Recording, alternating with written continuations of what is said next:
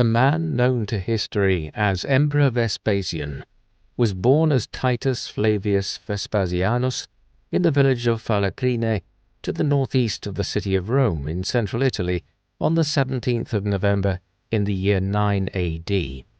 His father was Titus Flavius Sabinus, a member of the gens Flavia, an equestrian family which had been of relatively minor status for several centuries of Roman history, but which had become more powerful from the late 2nd century BC onwards, with a member thereof claiming the consulship, the highest political office in the Roman Republic, in 104 BC.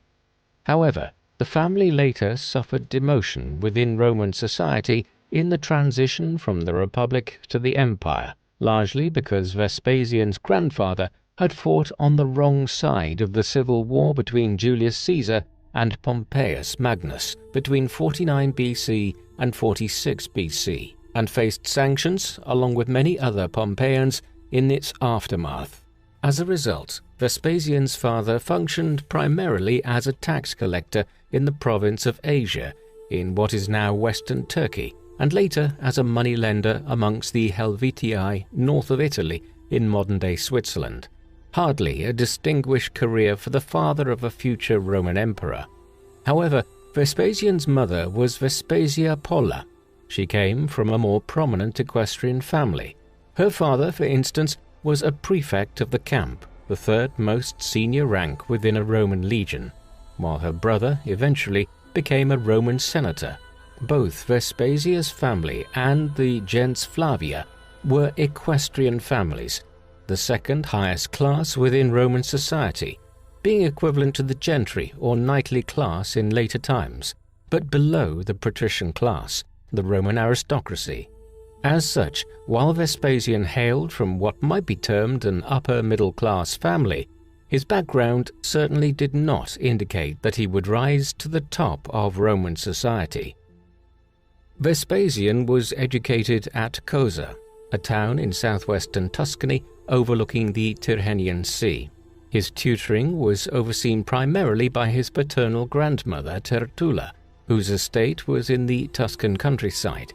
The schooling she provided him with would doubtlessly have focused on the core subjects of the Roman curriculum in ancient times, such as rhetoric, grammar, philosophy, as well as the classic texts of Roman literature, including Virgil's Aeneid, produced some years before Vespasian was born, and which presented a classic synthesis of Rome's foundation myth, one which traced the city's lineage back to Prince Aeneas of Troy. Vespasian evidently had fond memories of his childhood here, and in later years he would often visit Cosa, even long after his grandmother's passing. Little else is known about Vespasian's early life, although his education would have ended in the early 20s AD, as Roman children were deemed to enter adulthood around the age of 14, teenagehood being a relatively modern concept. Coming from a middling equestrian background, he entered the Roman military with a view to becoming an officer, an avenue which was seen as a springboard to a political career in Roman times. Vespasian grew up during a period of transition in Roman history. Rome had emerged as a significant power in the Western Mediterranean in the 4th and 3rd centuries BC, and then expanded to dominate the Eastern Mediterranean in the 2nd and 1st centuries BC. Consequently, by the mid-1st century BC, the city of Rome ruled huge amounts of territory, but it was not yet an empire in terms of its constitution and political arrangement. Rather, Rome was a republic throughout these centuries, one primarily ruled by the Senate and a number of magistrates such as the consuls, aediles, praetors, and quaestors, who were elected for set terms. However, the Republic's constant expansion made the generals of Rome's armies increasingly powerful, and in the 1st century BC, a series of civil wars occurred in the Republic as figures like Cornelius Sulla, Gaius Marius, Julius Caesar, and Pompeius Magnus sought to dominate the Roman state. Eventually, one of these figures, Octavian, emerged victorious, and in 27 BC he established a new constitutional position for himself.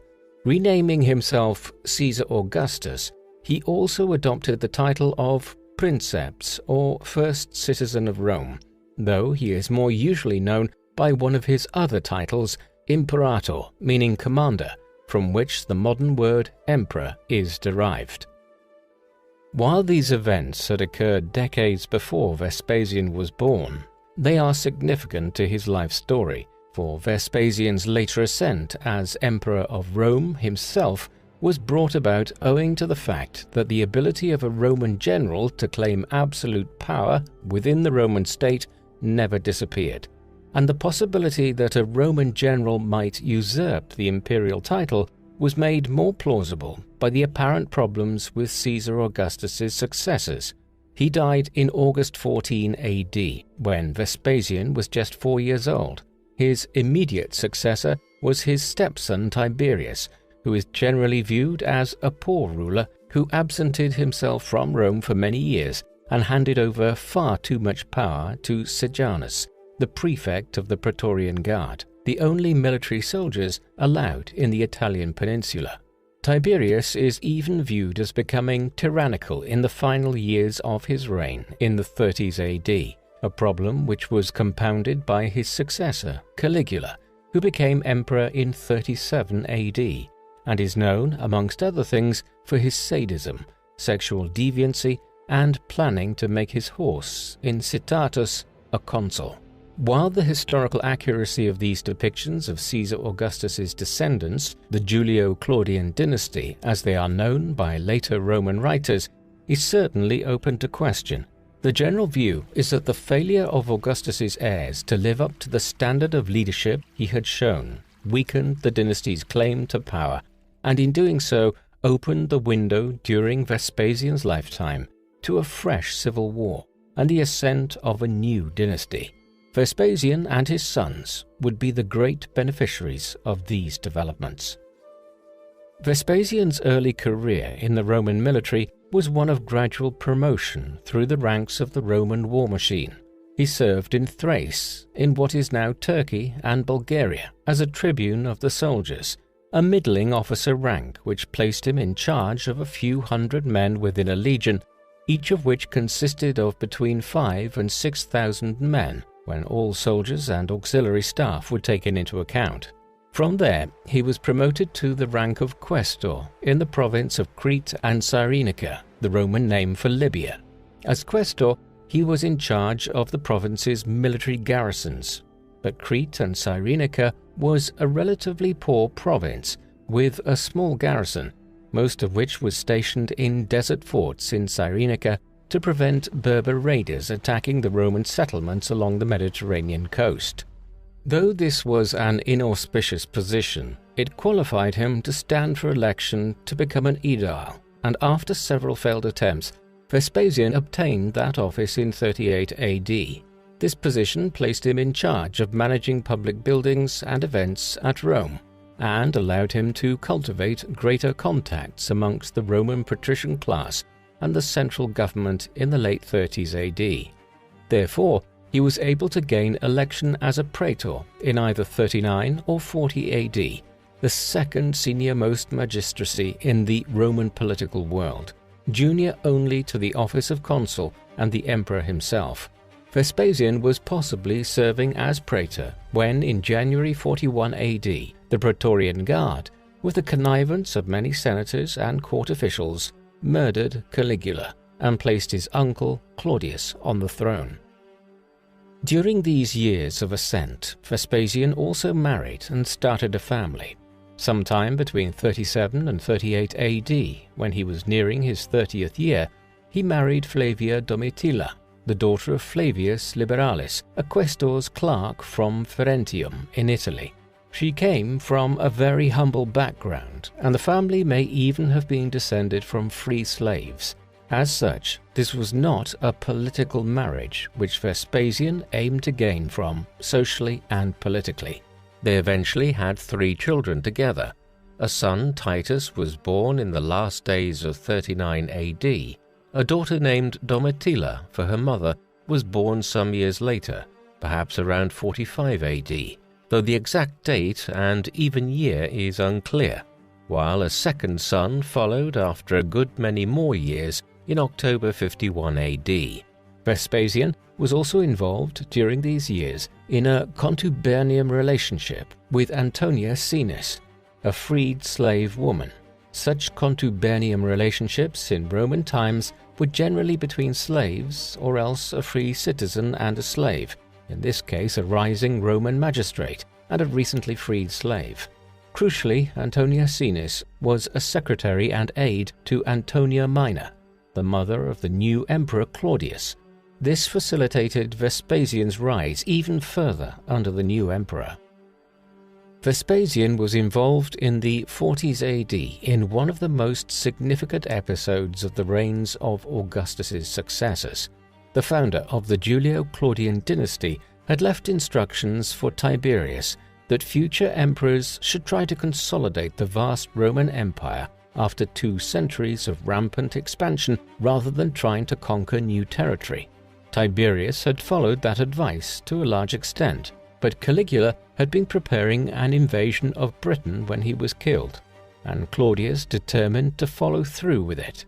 This was perhaps because he was disabled, having a limp and being partially deaf.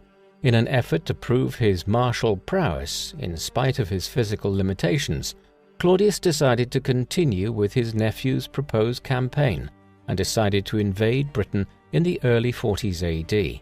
Julius Caesar had visited Britain in the mid-50s BC, but had not undertaken a major military campaign there, while Augustus had planned several invasions, but none of these had come to fruition, and Britain remained outside of imperial control.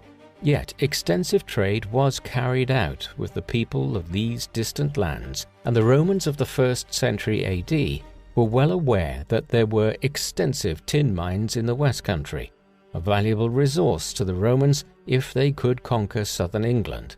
Now at last, after a century of flirting with the idea by various Roman generals and rulers, Claudius launched an invasion of Britain in 43 AD. The exact scale of the Roman army involved is unknown, but it is most likely numbered between 35,000 and 40,000 men, made up of 4 Roman legions and another 15,000 to 20,000 auxiliary troops. Vespasian was central to this, while Aulus Plautius commanded the overall invasion, with Claudius stationed in northern Gaul, waiting to cross the English Channel when the invasion was sufficiently advanced. Vespasian, who only recently had served as a praetor, was appointed as a legate and placed in charge of one of the legions which was involved in the campaign, the Legio II Augusta. The armies crossed to southern England on hundreds of transport ships, though the exact landing site is unknown. Thereafter, they headed north to secure the site on the shores of the River Thames, where central London lies today, and where the Celtic Britons who inhabited Britain in ancient times had a settlement. There, Vespasian was involved in a major battle against the Celtic tribes of the region, such as the Atrebates, Trinovantes, and Cativellauni. Following the establishment of Roman control here, Plautius continued northeast to secure control of the foremost Celtic oppida, or hill fort town in southern England, Colchester. Vespasian was sent southwest to secure control of the tin and silver mines in Cornwall and Somerset. Along the way, he conquered over a dozen Celtic oppida and occupied the Isle of Wight before establishing his headquarters in what is now Exeter. Such was the speed of the initial conquest in 43 AD that Claudius was quickly able to proceed across the Channel later that year and received the submission of 11 British kings of southern Britain. The emperor then returned to Rome to celebrate his military triumph, while Vespasian and the other generals remained in England into the second half of the 40s AD, gradually consolidating the conquest and extending the borders into the English Midlands and southern Wales. Vespasian finally ascended to the most powerful political office in the Roman Empire in 51 AD when he was elected as consul. There were 2 consuls elected each year, and in the days of the Republic, prior to the creation of the imperial office by Caesar Augustus, the consuls had been the most powerful figures in Rome for the year that they held office.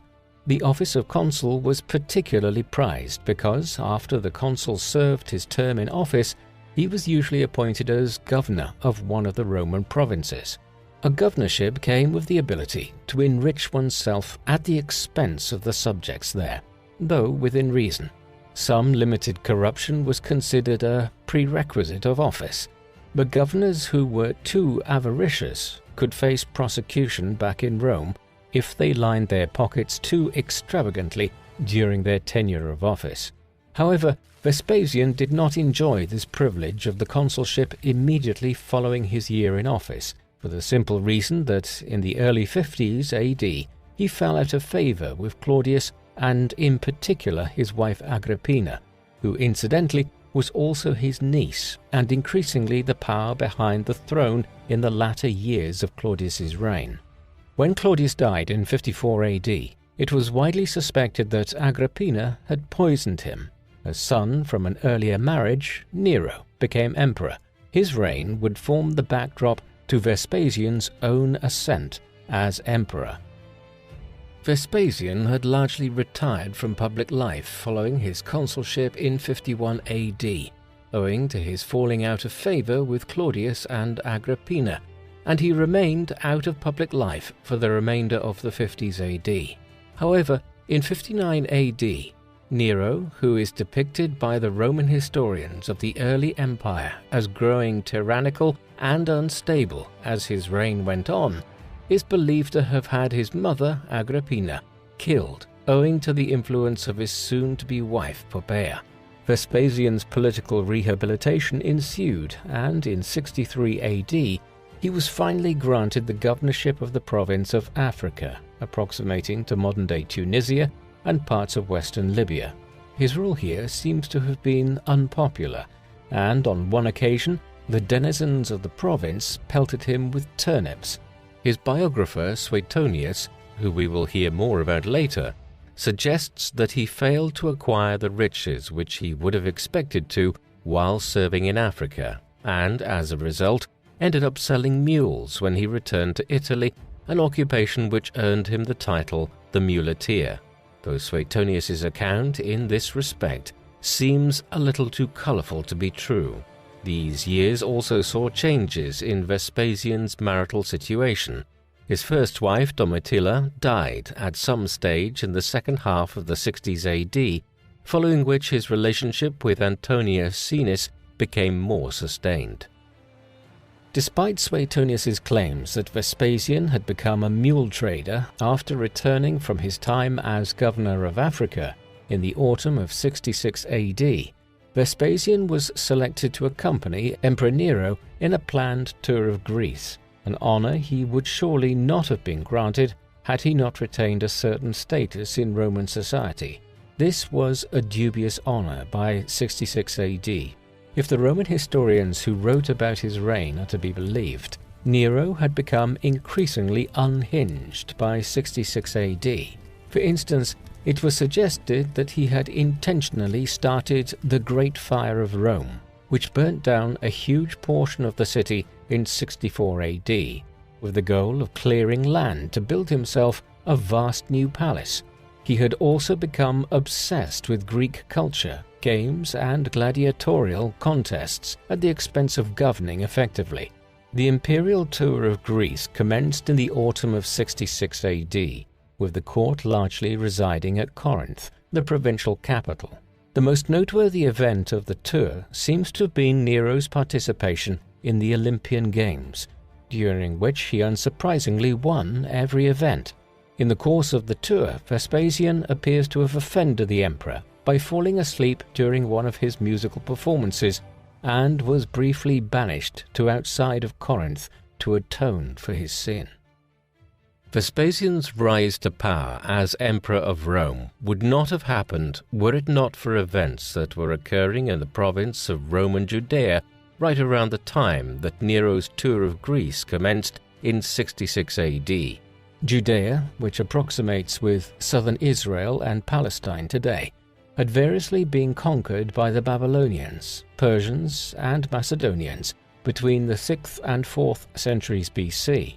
But in the 2nd century BC, a religious leader named Judas Maccabeus led the Jews in a revolt against the Seleucid Empire, one of the successor states to the empire of Alexander the Great. Maccabeus successfully re-established an independent Jewish state in the Holy Land, one which was ruled by his descendants for decades to come, and the history of which is the subject of Maccabees 1 and 2 in the Old Testament. However, this Jewish state, like all the other powers of the Eastern Mediterranean, soon faced Roman expansion in the region. Accordingly, in the mid-1st century, the Kingdom of Judea was effectively turned into a client kingdom of Rome's, which was ruled by King Herod I as a vassal of the Romans. The Herodian dynasty managed to retain some autonomy under Herod himself, but following his death around 4 BC, the Romans began consolidating their control of the region, and in 6 AD, the region was made into a new imperial province called Roman Judea, although Herod's descendants were allowed to remain as puppet rulers. Roman rule was always uneasy in Judea.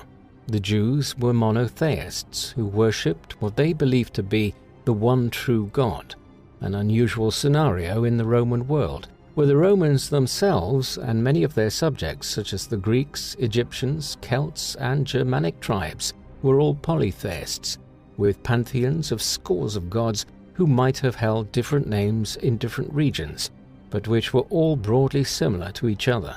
For instance, the Greek king of the gods, Zeus, had a directly comparable god amongst the Romans called Jupiter. The unusual religious situation in Judea, as well as the fractious activity of dozens of messianic preachers across the province in the 1st century AD, ensured that Roman rule in Judea was already tense by the 60s AD, but they declined further following the appointment of Gessius Florus as the Roman governor of the province in 64 AD.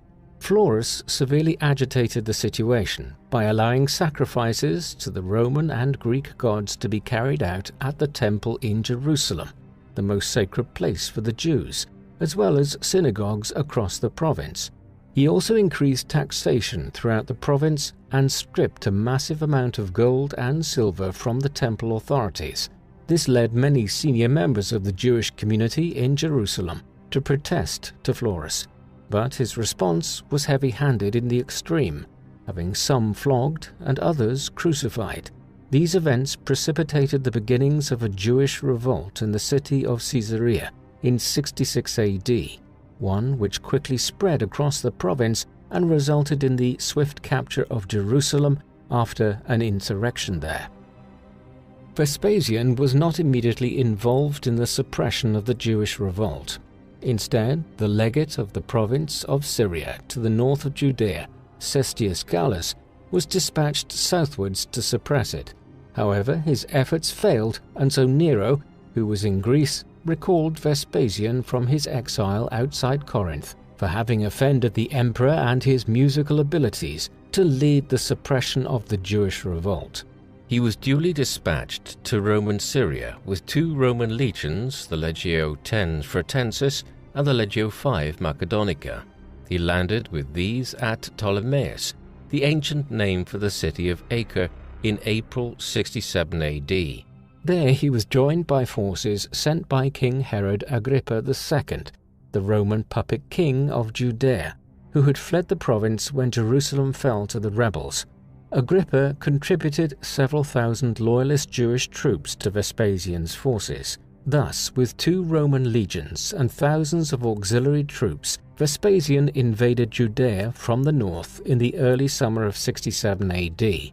In tandem, his son Titus, who had been preparing at Alexandria in Egypt for some months, marched into the south of the province with the Legio XV Apollinaris.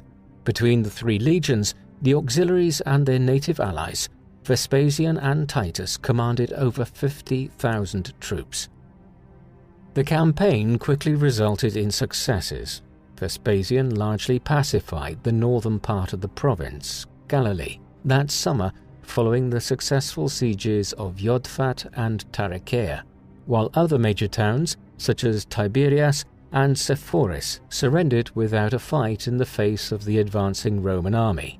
The fall of Jodfat was particularly significant, as one of the leaders of the Jewish forces there was one Josephus, a member of one of the most prominent families of Jerusalem. This highly learned Jewish rebel subsequently ended up as part of Vespasian's entourage and experienced a complete ideological about-turn. From being a leader of the Jewish revolt in 66 and 67 AD, in the years that followed, Josephus became an ardent supporter of Roman rule in Judea. He subsequently became a free Roman citizen in later years and even adopted the name Flavius Josephus in deference to his patron. He also began working as Titus's translator, but he is most famous for his scholarly work when he went to live in Rome in 71 AD. A few years later, he completed The Jewish War, the most comprehensive account of the Jewish revolt, composed by a witness to it, and one of the most detailed accounts of any ancient war ever written. His other works, Jewish Antiquities and Against Apion, offered accounts of Jewish history, culture, religion, law, and philosophy, some of the most important texts written in Roman times. Josephus would not have produced these works had it not been for the patronage he was provided by Vespasian and Titus following his capture in 67 AD. Following the pacification of Galilee in 67 AD, Vespasian began preparing during the winter for a spring offensive further south towards Jerusalem, while also securing the Mediterranean coastline and linking up with Titus's forces from the south. This was a brutal campaign of suppression, and even Josephus, who was writing about his own brethren, didn't shy away from stating that as many as 100,000 Jews were either killed or enslaved in the pacification of Galilee and the coastal region. Meanwhile, in Jerusalem, various factions had begun fighting amongst each other, leading some to leave the city and reinforce sites such as Masada, an ancient hilltop fortification in southern Judea. Vespasian and Titus recommenced their campaigning in the spring of 68 AD and, over the next year, captured many towns across the province in preparation for a major assault on Jerusalem. These included Jaffa, Hebron, and Ephraim. However, before Vespasian could begin besieging Jerusalem in 69 AD, events on the other side of the empire led him to change course. While Vespasian was overseeing the pacification of Galilee and preparing for his military drive toward Jerusalem in 67 and 68 AD, plans were afoot to bring Nero's reign to an end back in Rome. The emperor remained in Greece until the early winter of 67 AD, and it was the following January before he returned to Rome itself. Just weeks later, the governor of northern Gaul, Gaius Julius Vindex, revolted against Nero's rule. He was quickly defeated and subsequently killed himself, but his revolt set off a chain reaction whereby other powerful parties indicated their unwillingness to serve Nero any longer. The most significant of these was Servius Sulpicius Galba, a member of a powerful and wealthy senatorial family who was then the governor of Hispania Tarraconensis, a province which covered much of western Iberia. Galba had a significant military force under his command, and his background ensured that many parties began to support his cause once he rebelled.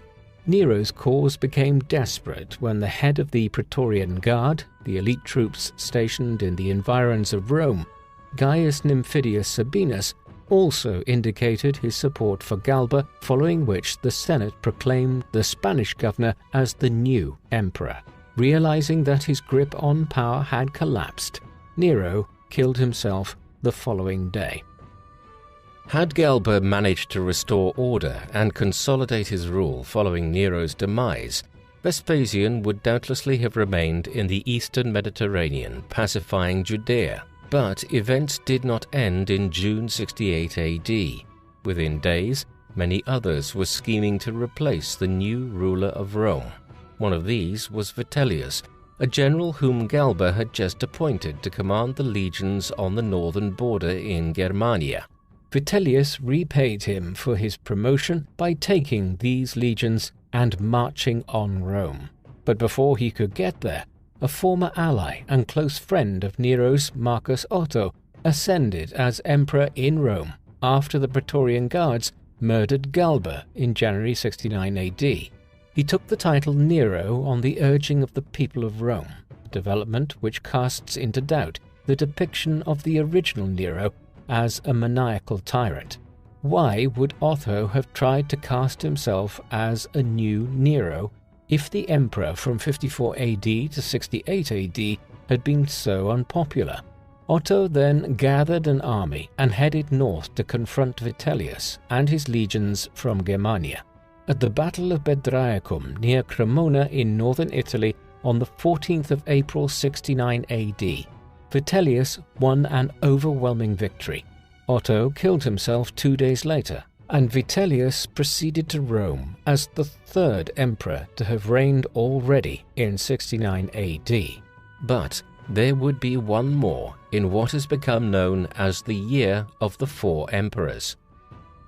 In the east, Vespasian and Titus were watching events far to the west with interest. Because they were in the process of suppressing the only major revolt underway against Roman rule at the time, Vespasian had the largest army anywhere in the empire under his control. As such, there was a great possibility that if he entered the civil war as a contender to become emperor, he could emerge victorious. He made the decision to do so in the early spring of 69 AD. Most likely once news of Galba's assassination reached Judea. Yet he did not move immediately. Instead, he began soliciting the support of the governors and generals of the provinces in the east. Key here was Gaius Licinius Mucianus, the governor of Syria, the wealthiest and most powerful province in the region around Judea. With Mucianus's support assured, Vespasian was proclaimed as emperor by the legions under his command in early July. Thereafter, the governors of several provinces in the Balkans and in Egypt proclaimed their support for Vespasian, effectively making him ruler of the entire east of the empire and ensuring he had greater military forces and resources available to him than did Vitellius back in Rome. But Vitellius still controlled the Eternal City. The civil war which followed between Vespasian and Vitellius was shorter than many at the time would have expected. Vespasian's own actions certainly indicate that he was preparing for a lengthy struggle. Instead of heading directly for Italy with his legions, many of which had been sent westwards already under Mucianus, Vespasian headed for Egypt. His goal in doing so was to ensure maximum control of this province on which Rome and Italy were dependent for much of their food supply, Egypt being the breadbasket of the empire, from which huge supplies of grain arrived every year to Rome. In the event of a lengthy conflict, Vespasian could cause huge damage to Vitellius's cause if the food supply was cut off, but this would not prove necessary. While Vespasian was consolidating his control over Egypt, Mucianus and another general who supported Vespasian, Marcus Antonius Primus, led his forces through the Balkans and towards northern Italy. In the end, it was Antonius Primus who oversaw the campaign against Vitellius's forces in northern Italy and, after gaining several decisive victories, marched on Rome. Vitellius attempted to abdicate at this point in favor of Vespasian, but his supporters refused to accept this, and the bitter siege of Rome commenced. Eventually, Antonius Primus secured the city for Vespasian, but not before many of the great temples and other buildings on the Capitoline Hill in the center of the city were destroyed. Vitellius was captured and duly executed on the 20th of December 69 AD. Vespasian was now the undisputed emperor of Rome. Vespasian needed to move quickly to ensure that further unrest did not lead to the emergence of a new rival for power. He was aided by the fact that his younger son, Domitian, was in Rome and able to manage affairs there, while neither Antonius Primus nor Mucianus decided to use the forces under their command or their proximity to Rome to try and claim the imperial title themselves. When news reached Egypt of the defeat of Vitellius, Vespasian quickly ordered the dispatch of huge cargoes of grain to Italy to end the blockade of Rome he had imposed. Curiously, he stayed in Egypt for long enough to be formally hailed as emperor at a ceremony in the Hippodrome in Alexandria, the second largest city in the empire. Here he was proclaimed as pharaoh, the ancient title granted to the rulers of Egypt since the late 4th millennium BC. Once this was done, he left for Rome, where he arrived by the early summer of 70 AD. There he consolidated his control over the empire by increasing taxation on Rome and using the extra finances to make payments to the legions, which ensured their loyalty and blocked another rival from emerging. The first few years of Vespasian's rule are somewhat peculiar in that he effectively seems to have had a co-ruler during this time. The governor of Syria, Gaius Licinius Mucianus, had been Vespasian's foremost supporter during the civil war with Vitellius, and without his aid and, most importantly, the troops he supplied, it is possible that Vespasian would have been unable to defeat his western adversary and claim the position of emperor himself. Such was his role in Vespasian's ascent to power that he is believed to have stated sometime after the end of the civil war that he had, quote, bestowed the sovereignty upon Vespasian, that is, made him emperor. Perhaps unsurprisingly then, we find that Mucianus held an extremely powerful position in the first years of the new reign, one which has led some classical scholars to suggest he was effectively a co-ruler. For instance, while Vespasian was in Egypt after Vitellius's defeat, Mucianus was effectively governing the western provinces from Rome. Furthermore, he was appointed as consul, the most powerful political office in the empire, in 70 AD and again in 72 AD. He largely disappears from the record thereafter, and it is likely that he died in the mid-70s AD.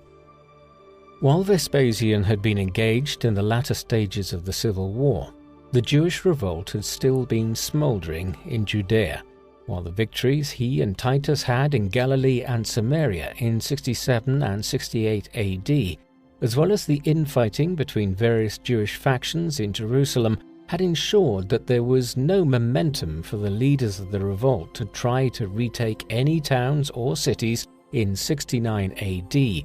While Vespasian was occupied elsewhere, they still held Jerusalem, along with extensive parts of the east and southeast of the province.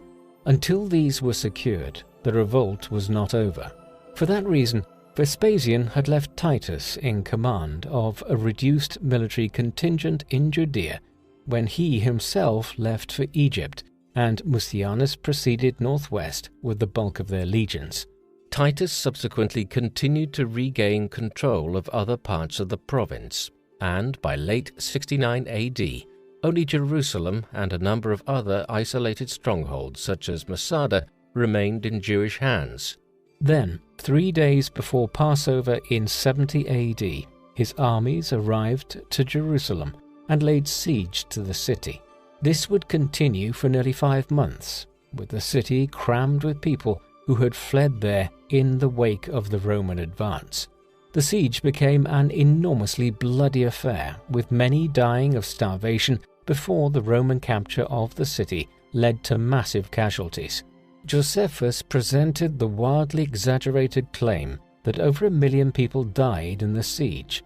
But while this can be safely discounted as the kind of embellishment that was typical of ancient historians, the death toll nevertheless must have numbered in the tens of thousands. Most strikingly, the great temple of Jerusalem, the center of the Jewish religious and cultural world, was destroyed in the final days of the siege. thus bringing the Second Temple period in Jewish history, which had commenced when the temple was rebuilt in the 6th century BC after the Babylonian captivity, to an end. The fall of Jerusalem did not bring a complete end to the Jewish revolt. There were still some isolated pockets of resistance to be dealt with. These included the hilltop fortress of Masada, where the Sicarii, a Jewish sect, had moved to and made their base of operations, after falling out with the authorities in Jerusalem in 68 AD, as well as Herodium in what is now the West Bank and Machaerus in modern-day Jordan. Titus, though, would not oversee the final stages of the revolt. Instead, he left the Legio X Fretensis in Judea to carry out these operations and left the east, along with Josephus, to join his father in Rome, because of the reduced forces left behind in Judea, and because of some inertia on the part of the Romans who realized that the isolated pockets of resistance in eastern Judea did not pose any sort of wider threat. It eventually took until 73 AD to complete the full suppression of the revolt, when Masada was captured after a long siege, in the closing stages of which the Sicarii killed each other rather than face capture and enslavement by the Romans. Tens of thousands of Jews were enslaved following the fall of Jerusalem and other engagements during the suppression of the First Jewish Revolt. The destruction of Jerusalem is the most controversial episode of Vespasian's reign, but just as significant were the punitive policies which were imposed on the Jewish people by Vespasian and his sons in the years that followed. Firstly, Vespasian and Titus lauded their victory, despite how bloody it had been, holding a triumph in Rome to celebrate it. More damagingly, the Jews were prohibited from rebuilding the temple in Jerusalem, and the city was occupied by a Roman legion going forward, with army veterans also established in colonies there in a direct assault on Jewish heritage and their religion. As a result of this, many Jews began leaving Judea for Egypt and other provinces in one of the first major early episodes in the long story of the Jewish diaspora. To compound matters, a punitive tax was imposed on all Jews, whether in Judea or the other provinces, whereby they had to pay 2 drachmas every year simply for being Jewish. In all of these was sown the seeds of 2 further major Jewish revolts in the 2nd century AD, one between 1115 and 1117 AD, which engulfed much of the eastern Mediterranean, particularly Egypt, Cyrenaica, and Cyprus, where there were large Jewish communities, and another, known as the Third Jewish Revolt, which occurred between 135 and 137 AD. Scholars have suggested that the roots of modern anti-Semitism can be traced to the anti-Jewish views and legislation which first appeared during Vespasian's reign following the First Jewish Revolt. Judea was not the only region of the empire that was in revolt when Vespasian became emperor. To the north, near the mouth of the river Rhine, in what is now the Netherlands, the Batavii, a Germanic tribe who dominated this area in pre-Roman times, had risen in revolt in the summer of 69 AD, taking advantage of both the civil war and the fact that Vitellius had pulled many of the Roman legions out of Rome's northern provinces in Gaul and Germania and brought them south to enforce his claim to become emperor.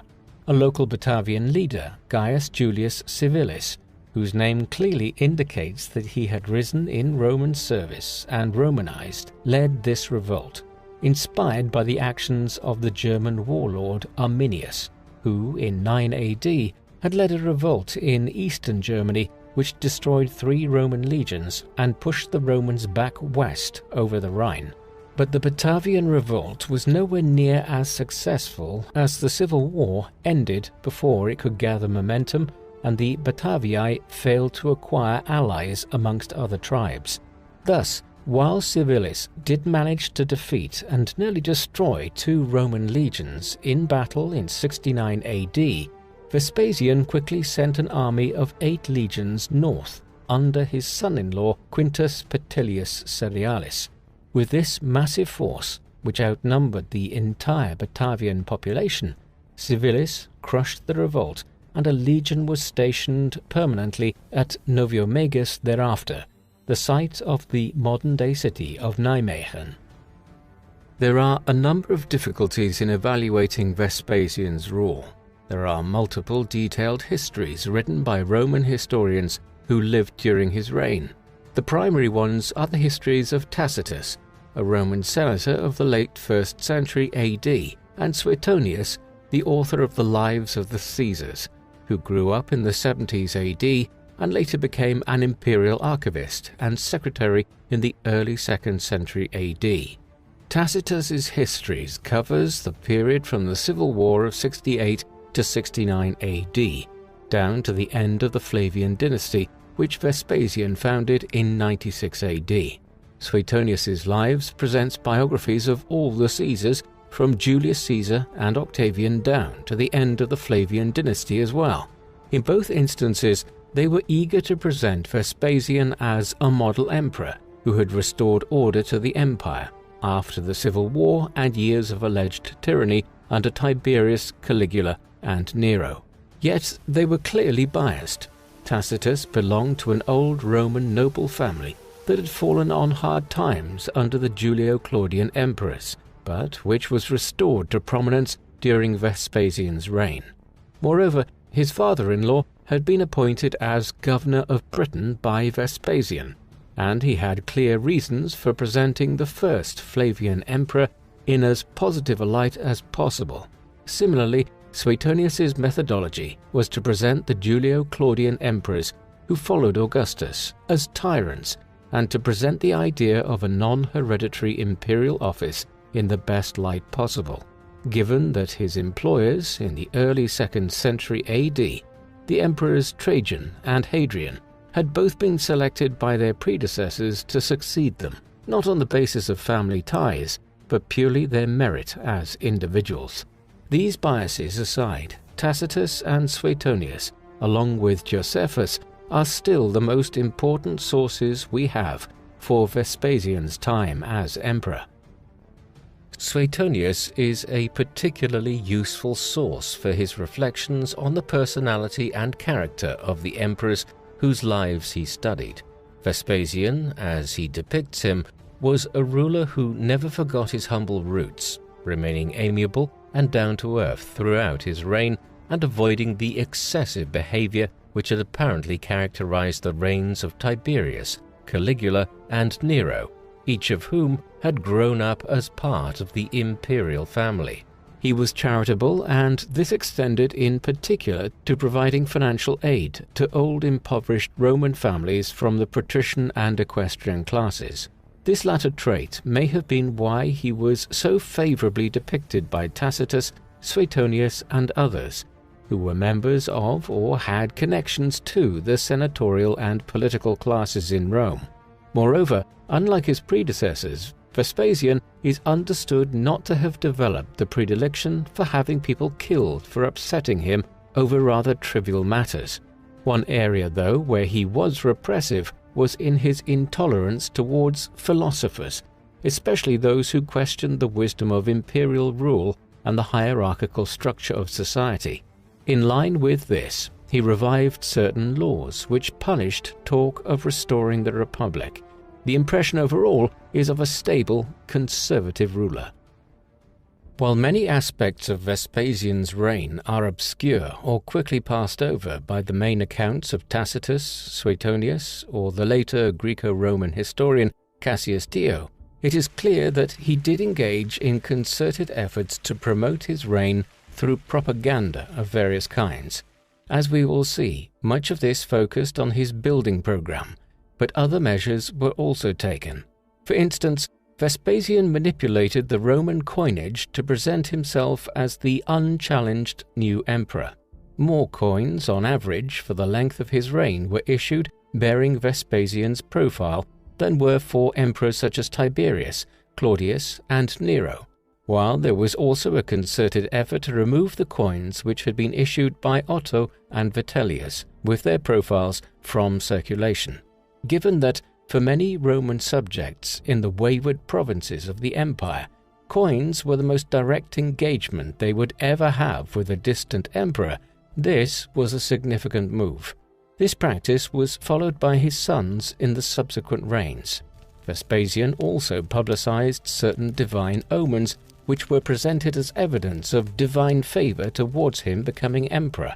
The Romans took such divine omens very seriously, and the success of Vespasian's efforts to promote them is clear from the fact that details of them are related not just by contemporaries such as Suetonius, but also by Cassius Dio, who was writing more than a century after Vespasian's reign. Vespasian was also a major patron of education and the arts. In contrast to his persecution of philosophers, he gave financial and other bequests to eminent poets and artists who lived in Rome and beyond, while set salaries were established for many teachers of Latin, Greek, and other subjects such as rhetoric.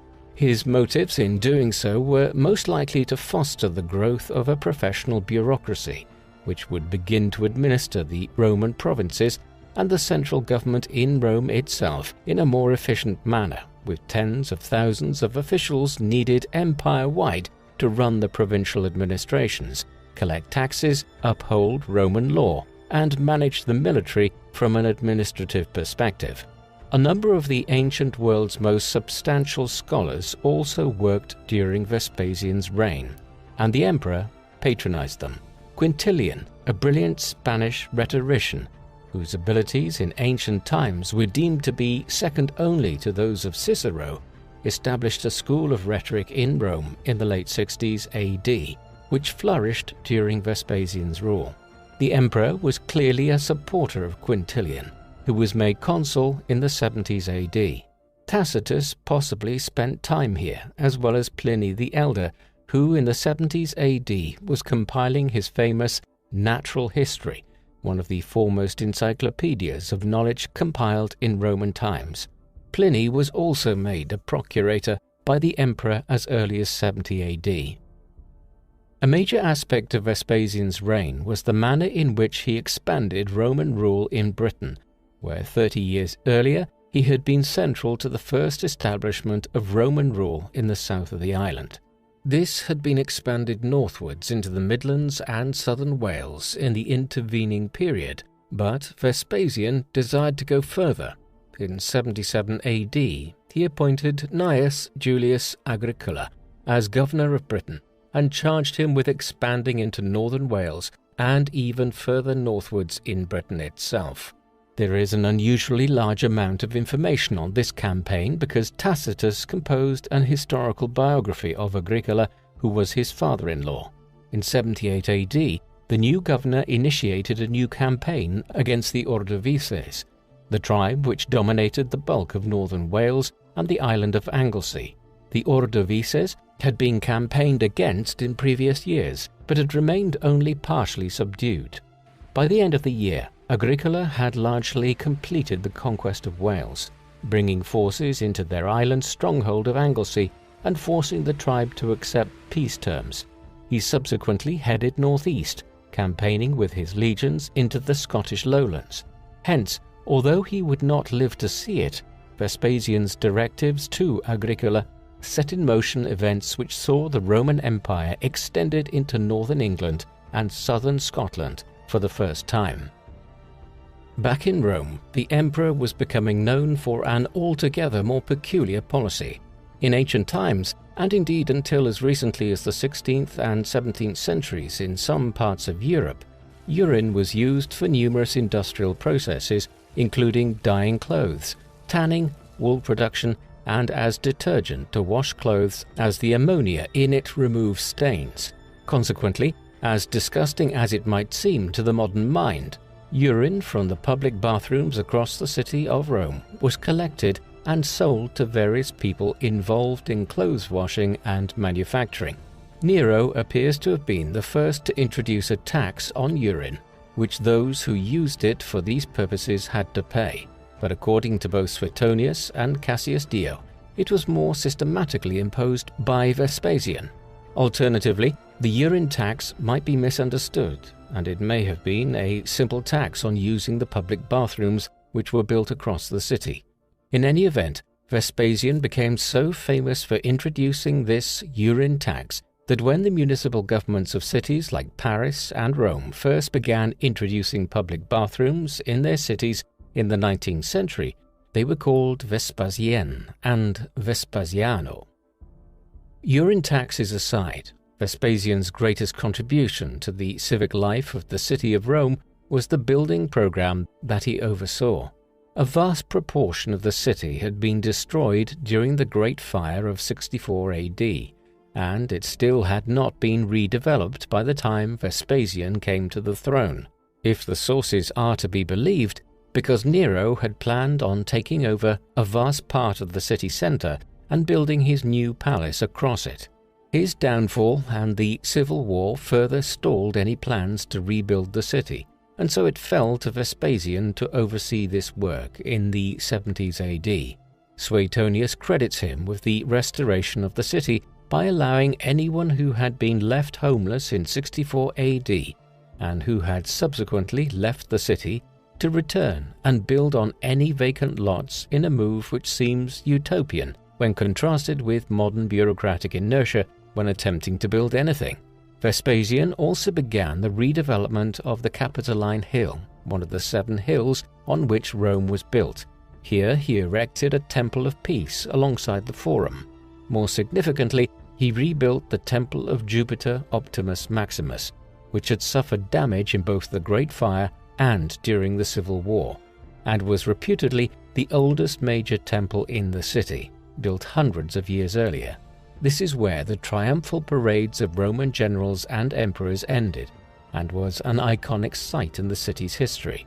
Over on the Celian Hill, he also erected a temple in honor of Claudius, during whose rule Vespasian's public profile had become significant enough to allow him to later claim the office of emperor. As significant as these other building projects were, Vespasian is primarily remembered today from an architectural standpoint for building the Flavian Amphitheatre, or as it is more commonly known today, the Colosseum.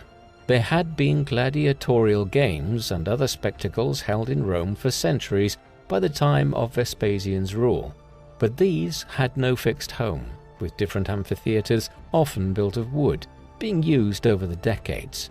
Vespasian decided to rectify this and turned over land which Nero had earmarked for his vast palace for the purposes of building such a stadium. Building work on the amphitheatre, which initially could hold an audience of over 50,000 people, was commenced around 72 AD, using money which had been acquired by plundering Judea as the Jewish revolt was suppressed. Built with slave labor and out of travertine limestone, volcanic rock and Roman concrete, the resulting edifice was laid out in 3 tiers, which would be filled according to one's social class. While at nearly 50 meters high, it was probably the tallest building in the Roman world when finished. However, Vespasian would never live to see it completed. In the end, it was not until 80 AD, the year after his death, that the Flavian Amphitheatre was finished. It would subsequently be expanded to hold upwards of 80,000 people in future decades. The great amphitheatre was nearing completion by the time that Vespasian died. His reign in the end lasted nearly exactly 10 years from when he was first proclaimed by his legions in Egypt back in 69 AD. His demise came in the countryside to the northeast of the city of Rome, near where he was born almost 70 years earlier. There is some dispute over whether this occurred on the 23rd or the 24th of June 79 AD. His death was described as follows by Suetonius, whose account is worth quoting at length.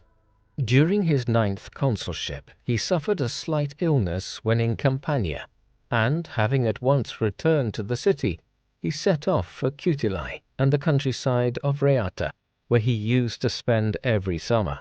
There, despite the fact that his illness was exacerbated by an intestinal disorder caused by excessive use of cold baths, he continued to perform his usual imperial duties just as before, even hearing embassies as he lay in bed. Suddenly stricken with an attack of diarrhea, so severe that he almost fainted, he said that an emperor should die on his feet. As he was struggling to rise, he died in the arms of those helping him on the 9th day before the calends of July, at the age of 69 years, 1 month, and 7 days. Vespasian was quickly deified, a Roman tradition whereby deceased emperors were deemed to have become gods in death. Following his death, Vespasian was succeeded by his eldest son, Titus. Owing to his role in ending the Jewish revolt in Judea after his father had headed west to wage war on Vitellius, and the fact that he had held many prominent offices himself in Rome during the 70s AD, Titus was well known to the Roman people when he ascended. He was apparently a popular ruler, one who benefited in terms of the public perception of him from presiding over the inaugural games, which were held to commemorate the completion of the Flavian amphitheatre shortly after he became emperor. Consequently, Suetonius and others presented positive assessments of his reign, but it was all too brief. He died of a fever in September 81 AD, when just 41 years of age. As he did not have any sons or a designated heir, he was succeeded by his brother Domitian. This younger Flavian reigned for 15 years and is generally understood today to have been an efficient but autocratic ruler, one who clashed with the Senate and the Roman aristocracy. He was assassinated in 96 AD by a group of court officials, an act which brought the Flavian dynasty, which Vespasian had founded, to an end. In his place, the Senate chose Nerva as the new emperor, an elderly and respected Roman magistrate and senator. Henceforth, for the next century, the empire was ruled by a succession of rulers known today as the 5 good emperors, each of whom chose their successor on the basis of their merits as a potential ruler, rather than familial or hereditary considerations. Vespasian's reign as emperor is in some ways difficult to assess. His rise was extremely fortuitous and came about only because he was in command of a large Roman army in the eastern Mediterranean in 68 AD, one which was tasked with suppressing the Jewish revolt when the Civil War broke out back west. He was consequently able to use these military forces to wage war on Vitellius and become emperor himself. In the process, he brought stability to the empire and established a new dynasty which would rule it for nearly 3 decades. His accomplishments thereafter were substantial. He suppressed the Batavian revolt, expanded the Roman presence in Britain, and undertook a major building program, which included one of the most famed buildings in Roman history, the Colosseum. Yet there are black marks against his name. The suppression of the Jewish revolt was brutal, although admittedly much of it was carried out by Titus, while the roots of anti-Semitism are in many ways traceable to policies he enacted against the Jewish people following the revolt. But beyond these issues, it is difficult to assess Vespasian. Overall, he seems to have provided a period of general peace and prosperity after the alleged tyranny of Nero's reign. But whether Vespasian's qualities as an emperor and the contrasting chaos of Nero's reign were inventions of Tacitus and Suetonius in their histories and biographies may never be fully known. What do you think of Vespasian? Was he one of Rome's greatest emperors, who successfully restored order after the chaos of the Civil War, or was he a power-hungry demagogue who was later presented in the best light possible by Tacitus and Suetonius? Please let us know in the comment section, and in the meantime, thank you very much for watching.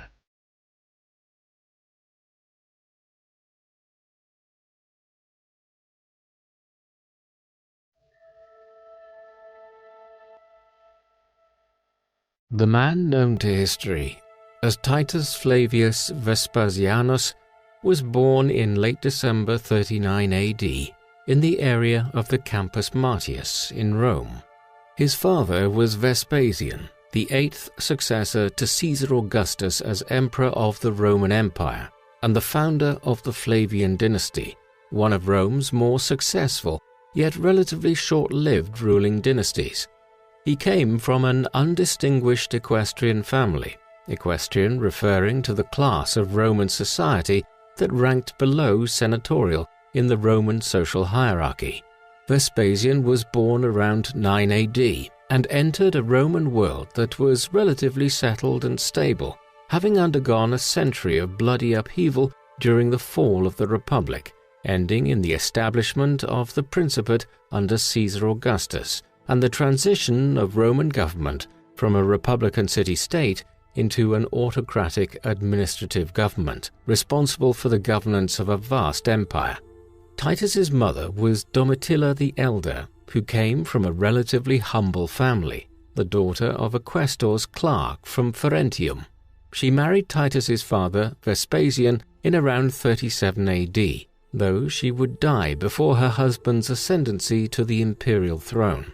The cause and exact date of her death are not known. The erosion of the Republic arguably saw its first violent manifestation in the deaths of the Gracchi brothers by their senatorial opponents in 133 and 121 BC. The elder brother Tiberius became tribune of the plebs, an office representing the lower classes of Rome, and used his considerable constitutional powers in an attempt to force through radical economic and land-owning reforms, which faced opposition from the patrician Senate. His apparent radicalism and accumulation of power led to the death of Tiberius and his followers at the hands of a violent mob organized by the Senate, and 12 years later, a similar fate would befall Tiberius's brother Gracchus, when he attempted to rejuvenate the ambitious and reforming legacy of his brother. These blatant displays of political violence and willingness to step beyond traditional political boundaries heralded a century of chaos in Rome, with the incredible expansion of the city's empire and the riches, glory, and prestige this brought to individual commanders was a major factor in destabilizing a political system that was designed to organize the affairs of a city-state, rather than an overseas empire of incredible scope and wealth. Victorious generals led armies that were loyal to themselves rather than to the state, and thus statesmen like Gaius Marius and Lucius Cornelius Sulla started using violence and the riches they had accumulated on campaign to purge political enemies and violate hallowed customs. In the 80s BC, Sulla broke with centuries of tradition to march his army on Rome and declare himself dictator. Another issue the Republic faced was the lack of a major enemy power that could unite Romans in opposition. After the destruction of Carthage in 146 BC and the defeat of Mithridates of Pontus in the mid-1st century BC, Rome did not face an existential threat, anything like that of Carthage in the Punic Wars. This lack of a powerful foe meant that Romans were increasingly turning on one another. This came to a head when a new generation of statesmen and warlords emerged, led by Pompey the Great and Julius Caesar. The wealth, popularity, and power concentrated on these men turned Rome into an effective oligarchy in the 50s BC, with the emergence of the first triumvirate featuring Pompey and Caesar, alongside Marcus Crassus, the wealthiest man in Rome. It was perhaps inevitable that such ambitious men would turn on one another and that the Senate would fight to reassert its influence. The spark came with Caesar's campaign in Gaul, modern-day France, where his stunning and brutal successes garnered him unparalleled fame and admiration in Rome, and saw him possess an immensely powerful army that was deeply loyal to their leader. The Senate, now viewing Caesar as a mortal threat to the Republic, ordered him to relinquish control of his army. Caesar, knowing that such an action would almost certainly lead to his arrest, made the fateful decision to cross the Rubicon River in 49 BC with his army into Italy, thus beginning a great civil war with Pompey and the Senate. The decisive battle was fought a year and a half later at Pharsalus in Greece, where Caesar's legions won a decisive victory, forcing Pompey to flee to Egypt, where he was murdered. In 48 BC, Julius Caesar was the master of Rome and of much of the civilized world. However, this state of affairs was to prove short-lived. Though he was made dictator by the Senate after his victory over Pompey, his move to make himself dictator for life in 44 BC, coupled with his steady accumulation of power, was too much for many in the Senate who were accustomed to a political system in which power was competed for by Rome's patrician families, rather than held and bestowed by one man.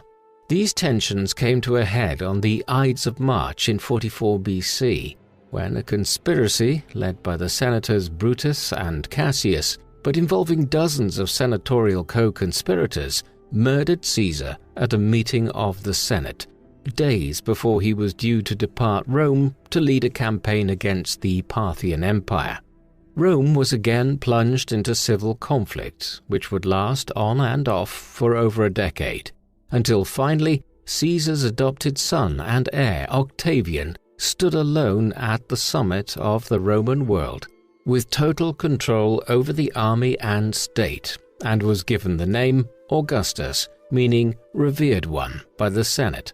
During his 40-year overlordship, Rome would transform from a city-state republic to an imperial government, increasingly aware of and attentive to its provinces outside of Rome itself.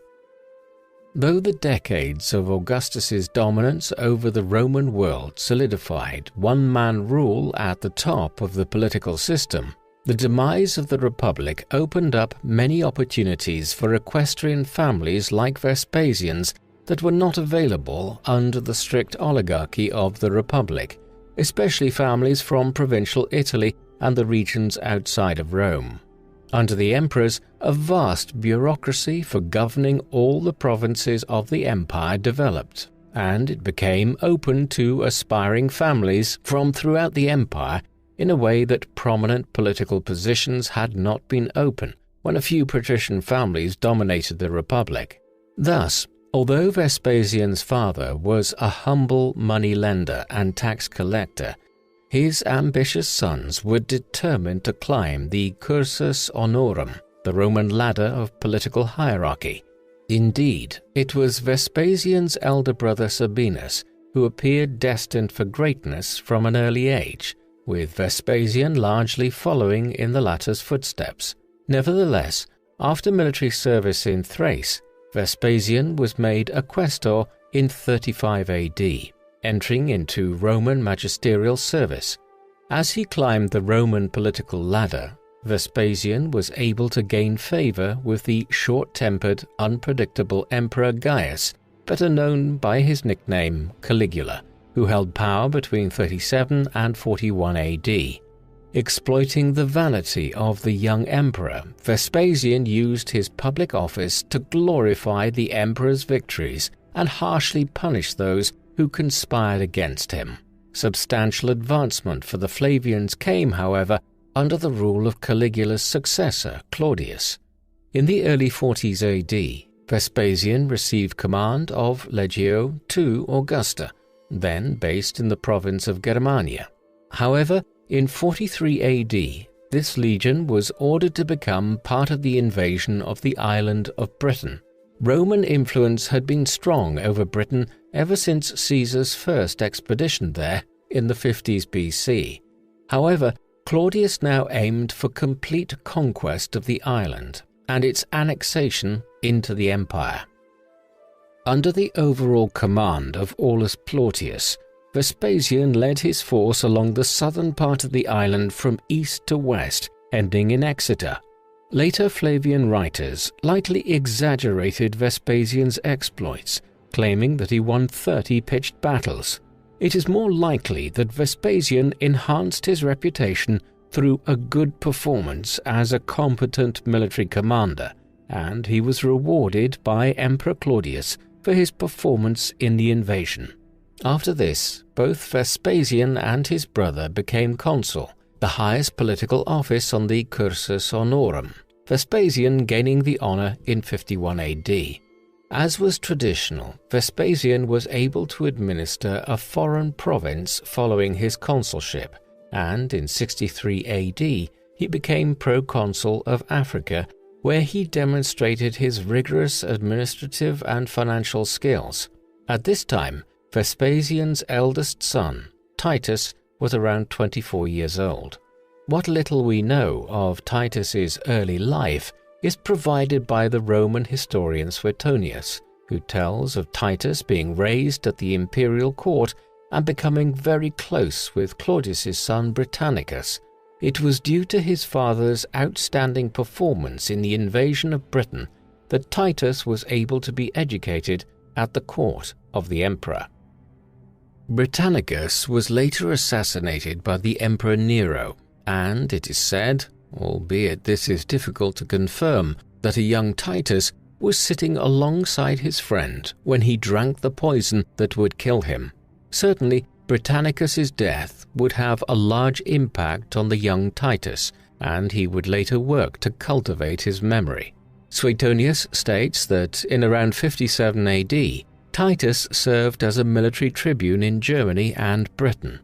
Military tribunes were officers in the Roman army who ranked below the legate and above the centurion, and was a traditional preparatory role for a career in the upper echelons of Roman senatorial politics.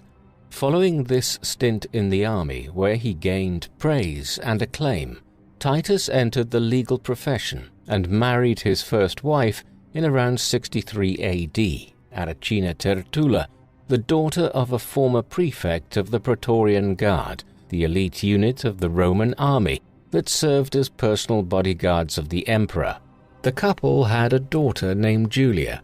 However, in the very same year of approximately 65 AD, Aracina died, and Titus then married again, this time to Marcia Furnila. Furnila was from a prestigious senatorial family, and she soon gave birth to another daughter. However, subsequent events would demonstrate the extent to which marriages in elite Roman society were dominated by political and social concerns. Furnila's uncle, Marcius Sornaus, was a former consul who fell foul of the Emperor Nero in 66 AD due to accusations made against him for plotting against the emperor during his stint as proconsul in the province of Asia. His condemnation on false charges immediately blackened any association with his close relatives, and thus Titus divorced his wife that same year to retain his standing amongst Nero and his associates. Up until the year 66 AD, Titus followed a conventional trajectory into the upper echelons of Roman politics. At this time he had gained a quaestorship and thus stood at the lower rungs of the senatorial class. However, things would soon change for Titus and his father as they would embark upon one of the most infamous campaigns of the first century. In 66 AD, Vespasian was invited by the Emperor Nero to accompany him on his tour of Greece as an official travel companion. However, during this trip, Vespasian offended the emperor, leaving a theater or possibly falling asleep whilst Nero was in the middle of one of his long solo singing performances. This led to Vespasian being banned from all companionship with the emperor. Later that year, however, Vespasian was appointed to the command that would dramatically alter the fortunes of the Flavians when he was sent to Judea in order to quell the Jewish revolt that had broken out there. It is not totally clear why he was appointed, but his relatively obscure background and the family name may have convinced the increasingly paranoid Nero that Vespasian did not pose a threat to his authority and would thus be suitable to command a large force. Nero's paranoia at this time derived from the uncovering in 65 AD of the Pisonian conspiracy, a plot to murder Nero and replace him with the aristocratic orator Calpurnius Piso. A great number of senators, equestrians, and military personnel were involved, and the emperor was in many ways lucky to survive. Nero's rule was dramatically altered following the conspiracy's uncovering, and Vespasian's appointment was thus likely made out of considerations for the emperor's own safety, with Nero assuming that Vespasian did not pose a threat to his power. By 66 AD, the situation in Judea was very serious for Rome. Judea had been a province of the Roman Empire since 6 AD, though there had been Roman dominance over the area since the 60s BC, with the conquests of Pompey. Though the Jews were not persecuted for their faith as a recognized religious minority, they suffered under the heavy taxes imposed by the empire and by the appointment by the Romans of the Jewish high priest. This is because the high priest was chosen from the section of the Jewish population that collaborated with Rome, and thus was alienated from the rest of the Jewish population. Tensions were inflamed by the influence of Hellenistic culture and the resulting emergence of a Romanized Hellenistic elite who dominated the affairs of Judea and promoted the cult of the emperor. Rebellious groups emerged among the Jewish population, known as zealots, who believed that any means were necessary to attain complete political and religious liberty and autonomy. Perhaps unsurprisingly, groups like this rose in popularity during the reign of Caligula, where the unstable emperor ordered his statue to be set up in every temple throughout the empire and threatened to destroy the Jewish temple when the Jews refused. Things came to a head under the procuratorship of Gessius Florus, as Florus had particular disdain for the Jews and lacked the political skill to quell the gathering tensions.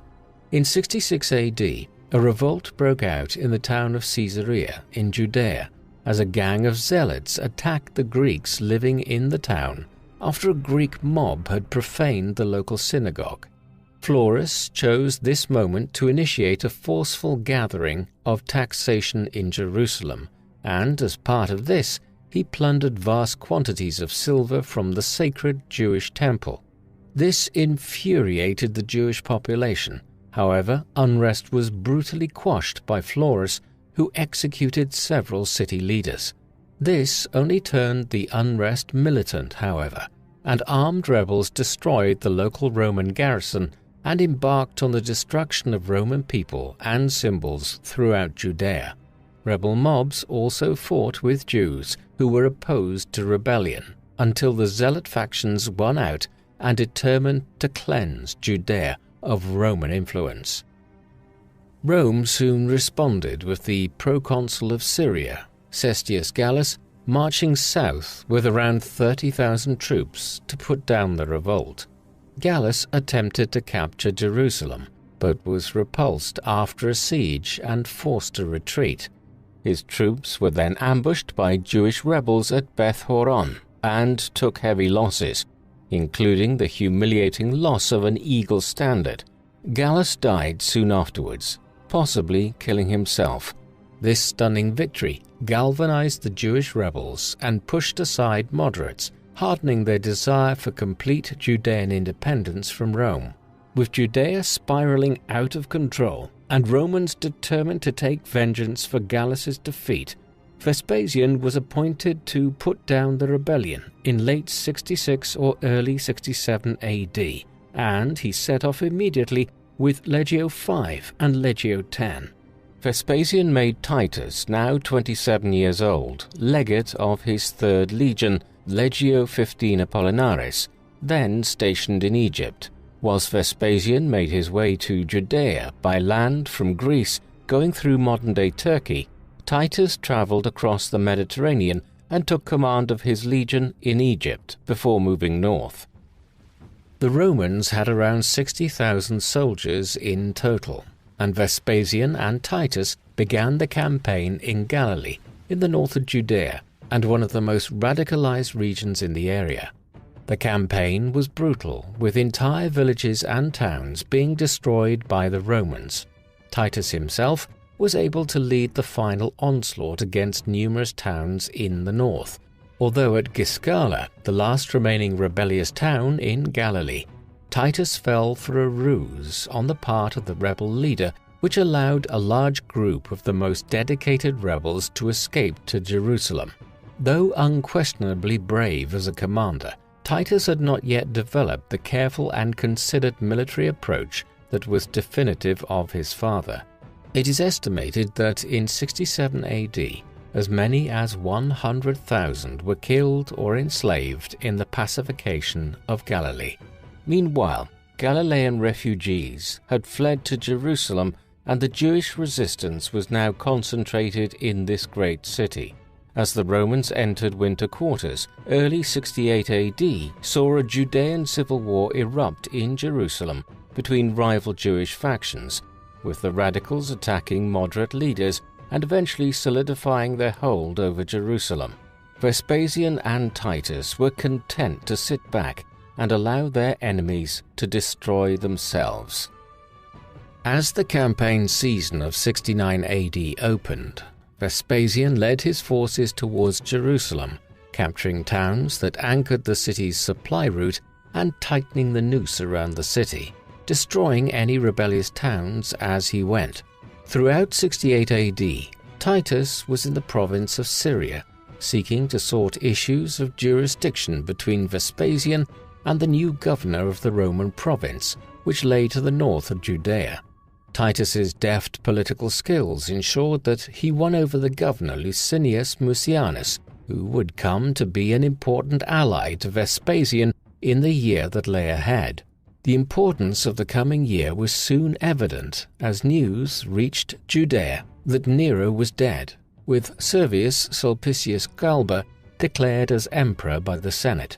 Discontent with Nero had not dissipated following the Pisonian conspiracy.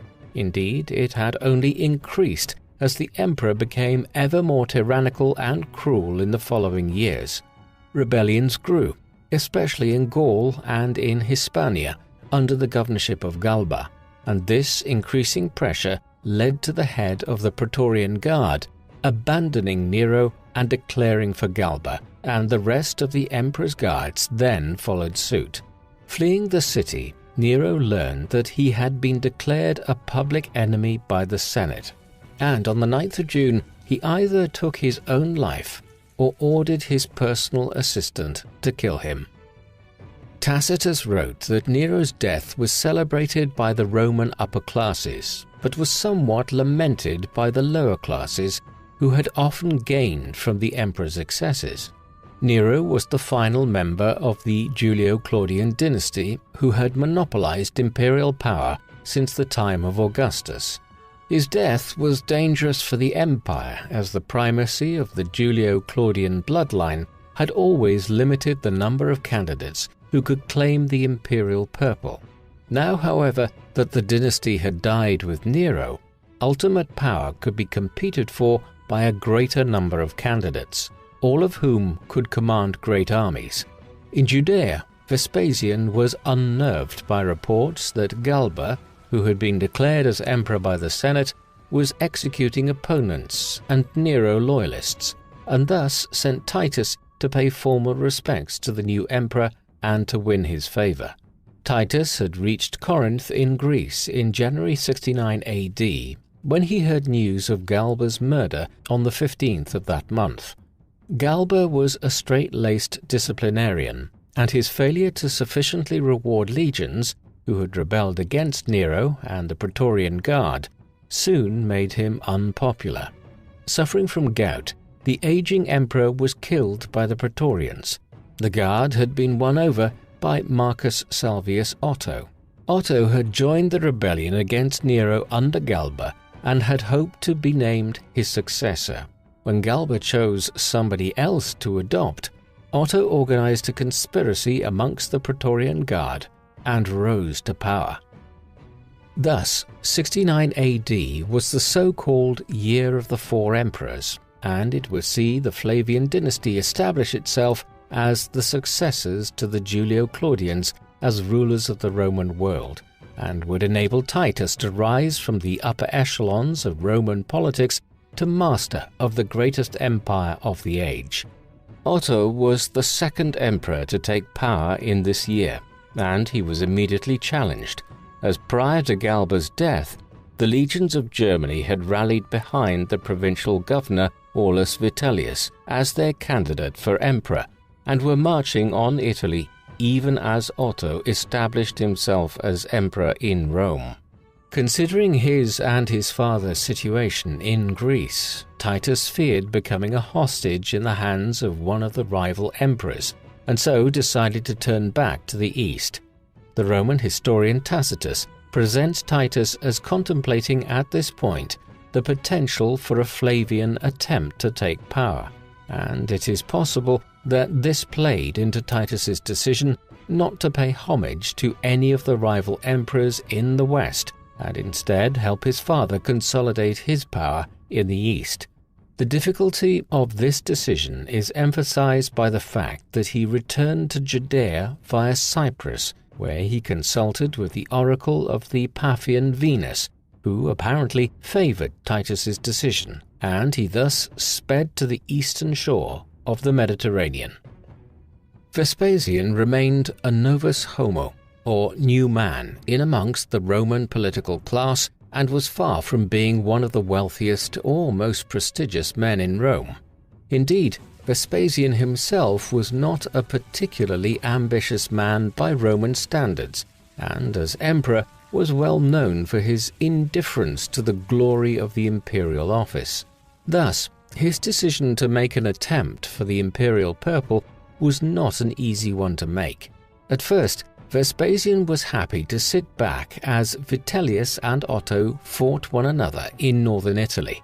Gradually, however, Vespasian's supporters and advisors pushed him towards making the fateful decision to intervene, especially after the controversial Vitellius defeated Otto at the Battle of Bedriacum and was proclaimed emperor.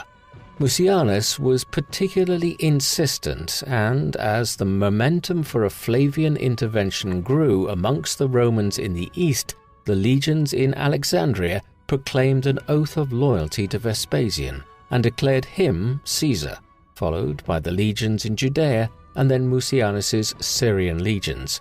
Though the proclamation of the legions was made to seem spontaneous, in reality the Flavian camp had planned their opening moves carefully and had decided to commit in the middle of June. Titus's role in his father's decision to march on Rome and his ultimate elevation to the imperial power was extremely significant. Unlike his father, Titus had been brought up around the imperial court and possessed great ambition and the political skills and talents necessary to help make his ambition a reality. His winning of Mucianus as an ally of Vespasian in the previous year was pivotal, as the Syrian governor commanded as many legions as Vespasian, and their forces combined were considerable. Some historians consider Titus to have been the originator of the Flavian bid for the empire, following the death of Galba. As the heir apparent to Vespasian, he had among the most to gain from his father's elevation. At a final organizational conference, it was decided that after ensuring the security of Judea and the eastern borders of the empire, Mucianus would lead a force west, whilst Vespasian would travel to Egypt to secure Rome's vital grain supply. Titus, meanwhile, was given supreme command over Judea and Syria and charged with completing the pacification of the region, which at this point in the campaign meant the capture of Jerusalem. Vespasian appointed his close ally Tiberius Alexander as Titus's chief of staff, perhaps a reflection of his son's lack of military experience in such an important role. Whilst Vespasian was in Egypt, the Flavian campaign met with unexpectedly rapid success. The eastern half of the Roman world had declared for Vespasian, and armies loyal to him rapidly entered the northeast of Italy and won a decisive victory over Vitellius's forces at Cremona. Vespasian's forces then entered Rome in heavy street fighting and dragged Vitellius through the streets before killing him in December of 69 AD. Having been declared emperor by the Senate whilst in Egypt, in 70 AD, Vespasian departed for Rome to take up his new position. Titus had accompanied his father to Egypt, but in the spring of 70 AD he departed to Judea in order to open the final campaign in the region. His army contained a corps of 4 Roman legions, Legio 15 Apollinaris, Legio 5 Macedonica, Legio 10 Fretensis, and Legio 12 Fulminata, and was supplemented by auxiliary and native forces. Titus's army likely totaled around 70,000 troops, a force even larger than that commanded by his father at the opening of the Judean campaign. Titus made straight for Jerusalem, ensuring the security of Roman supply lines as he went, and began siege preparations in April, around the time of Passover. The Jews in Jerusalem were by this time utterly determined to face down the Romans, and were composed of broadly 3 factions, one led by John of Giscala, a prominent zealot leader, and one of the Galilean rebels who had fled the town of Giscala to Jerusalem after deceiving Titus in 67 AD. Another important leader was Simon bar Giora, who had led the Jewish forces that ambushed Gallus's forces at Beth Horon at the beginning of the uprising in 66 AD. And Eleazar ben Simon led a 3rd rebel force. The Jewish forces in Jerusalem could muster perhaps upwards of 20,000 troops, but more importantly, they were ensconced in a city with formidable defenses. In the factional violence before the approach of the Romans, however, much of the city's food supply had been destroyed by fire, leaving the defenders vulnerable to starvation. The city was divided into 3 sections: the upper and lower cities in the south, the new city in the north, and the Temple Mount in the east. The city had 3 defensive walls and contained numerous fortresses at its corners. To add to the confusion within the city and to strain its food supplies, Titus allowed the passage of pilgrims into the holy city for Passover, yet did not allow them to exit. As Titus ordered his legions to surround the city and establish camps to the west and on the Mount of Olives to the east, the Jewish forces sent out expeditions to harass the Roman forces, one of which almost captured Titus himself when he was carrying out personal reconnaissance. Titus ordered the construction of ramps and battering rams to breach the city walls. The construction of these was initially disrupted by Jewish sorties out from the city. However, the Romans began a concentration of artillery, including stone-throwing catapults, on the defenders, which pinned them to their defenses. Using siege towers, artillery, and bronze-head battering rams, Titus's forces were able to destroy the city's outer walls in only a few weeks. Concentrating on the north of the city, the Romans focused their forces on the first wall and the Antonia fortress. As his forces erected siege works and battered the inner walls of the city, Titus dispatched Josephus, a Romano-Jewish military leader and writer who had defected to the Romans 3 years earlier and, now a Roman citizen, was a friend and advisor to Titus, to persuade the Jews to surrender. It is from an account written by Josephus that we have much of our information on the first Jewish revolt. Josephus, however, was derided by the defenders, and Titus's offer was rejected. After the destruction of the outer defenses, Roman forces were neared to the heart of the city, besieging Temple Mount and the Antonia fortress. There was savage street fighting as legionaries were ambushed by rebel fighters. The Jews even managed to tunnel beneath the Roman position and undermine the ground beneath, collapsing and destroying many of the Romans' siege works. Amidst the costly fighting, Titus reconsidered his strategy and decided to intensify the blockade of the city by constructing a siege wall encircling the city to prevent anybody escaping and any supplies from reaching Jerusalem's defenders. This wall was completed in only 3 days and was 4.5 miles long, testament to the remarkable engineering abilities of the Roman army. It worsened the famine within the city considerably, leading to misery and atrocities amongst the inhabitants of the city. 3 weeks after completing the construction of the wall, Titus's men used ramps against the walls of the Antonia fortress and finally took the stronghold after fierce fighting, and they razed it to the ground. The fall of the Antonia left Temple Mount as the last remaining stronghold in the city, and Jewish forces had concentrated here in expectation of a final battle. Titus ordered a ramp to be constructed by the walls of the Temple Mount, and though the Romans initially suffered setbacks when the rebels organized the collapse of a 50-feet-high colonnade into flames, killing many Roman troops in the process, Titus felt that the end was drawing near and pressed the attacks. The Jewish destruction of the western colonnade and the Roman destruction of the northern colonnade forced the rebels to fall back to within the walls of the temple complex itself. Eventually, amidst the fighting, the walls of the temple were set ablaze, though it was not clear exactly how this happened. Josephus, in his account of the siege, is keen to exonerate Titus for the destruction of the temple and the chaos that ensued. He claims that Titus would never have ordered the annihilation of a holy place.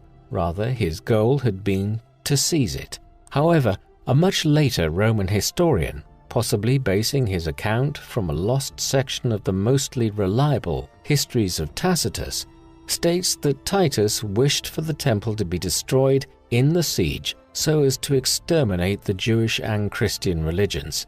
It is unclear which source to trust, as Josephus was keen to ingratiate himself with the Flavian dynasty, and his patron was Titus himself. However, the latter source was written long after the event and likely altered the account of Tacitus. Either way, having finally broken the resistance of the defenders, the Roman army unleashed terror and chaos onto Jerusalem, slaughtering most of the able-bodied men and rounding up the inhabitants to be sent to Rome as slaves.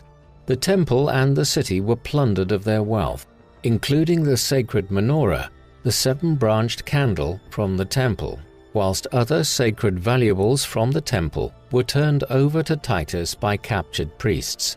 To celebrate their victory, Titus ordered sacrifices to be made in the temple court to the Roman gods, even as the temple itself still burned. The Roman troops hailed their commander as Imperator, a title usually reserved for the emperor in gratitude at the hard-fought success. The destruction of the temple took place in August of 70 AD, although the siege did not come to a complete end for another month, as defenders fled to the upper city. However, after besieging the walls of the upper city, the Romans met with little resistance from the starved and exhausted rebels, and that part of Jerusalem was overrun and met with the same destruction as had the rest of the city.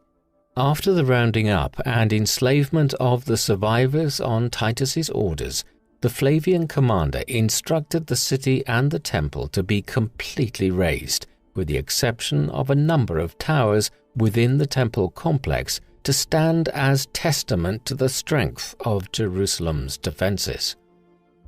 Josephus stated that over 1 million people died in the Jewish revolt, although historians do not view this figure as credible, as it was unlikely that 1 million people lived in the entire province of Judea at the time. Nevertheless, thousands, if not hundreds of thousands, perished or were enslaved in the revolt and its suppression, and it must be said that Titus himself bears great responsibility for the brutality of the siege of Jerusalem. This is not to say that his actions were atypical of a Roman general subduing a revolt, and indeed, The Romans faced few revolts in the history of their empire that were as significant and tenacious as the Jewish revolt, but it nevertheless underlines the brutality of the age and the brutality of Roman rule, that Jerusalem and Judea were decimated the way they were for their insubordination.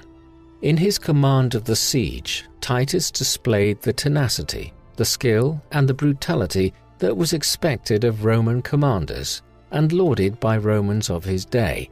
And whilst the events of the siege are deeply unpleasant to modern audiences and have left a deep scar on the history of the Jewish people that has echoed through the ages and persists to this day, to most Roman citizens, Titus's reconquest of Jerusalem made him a hero and elevated him to almost godlike status in the Eternal City.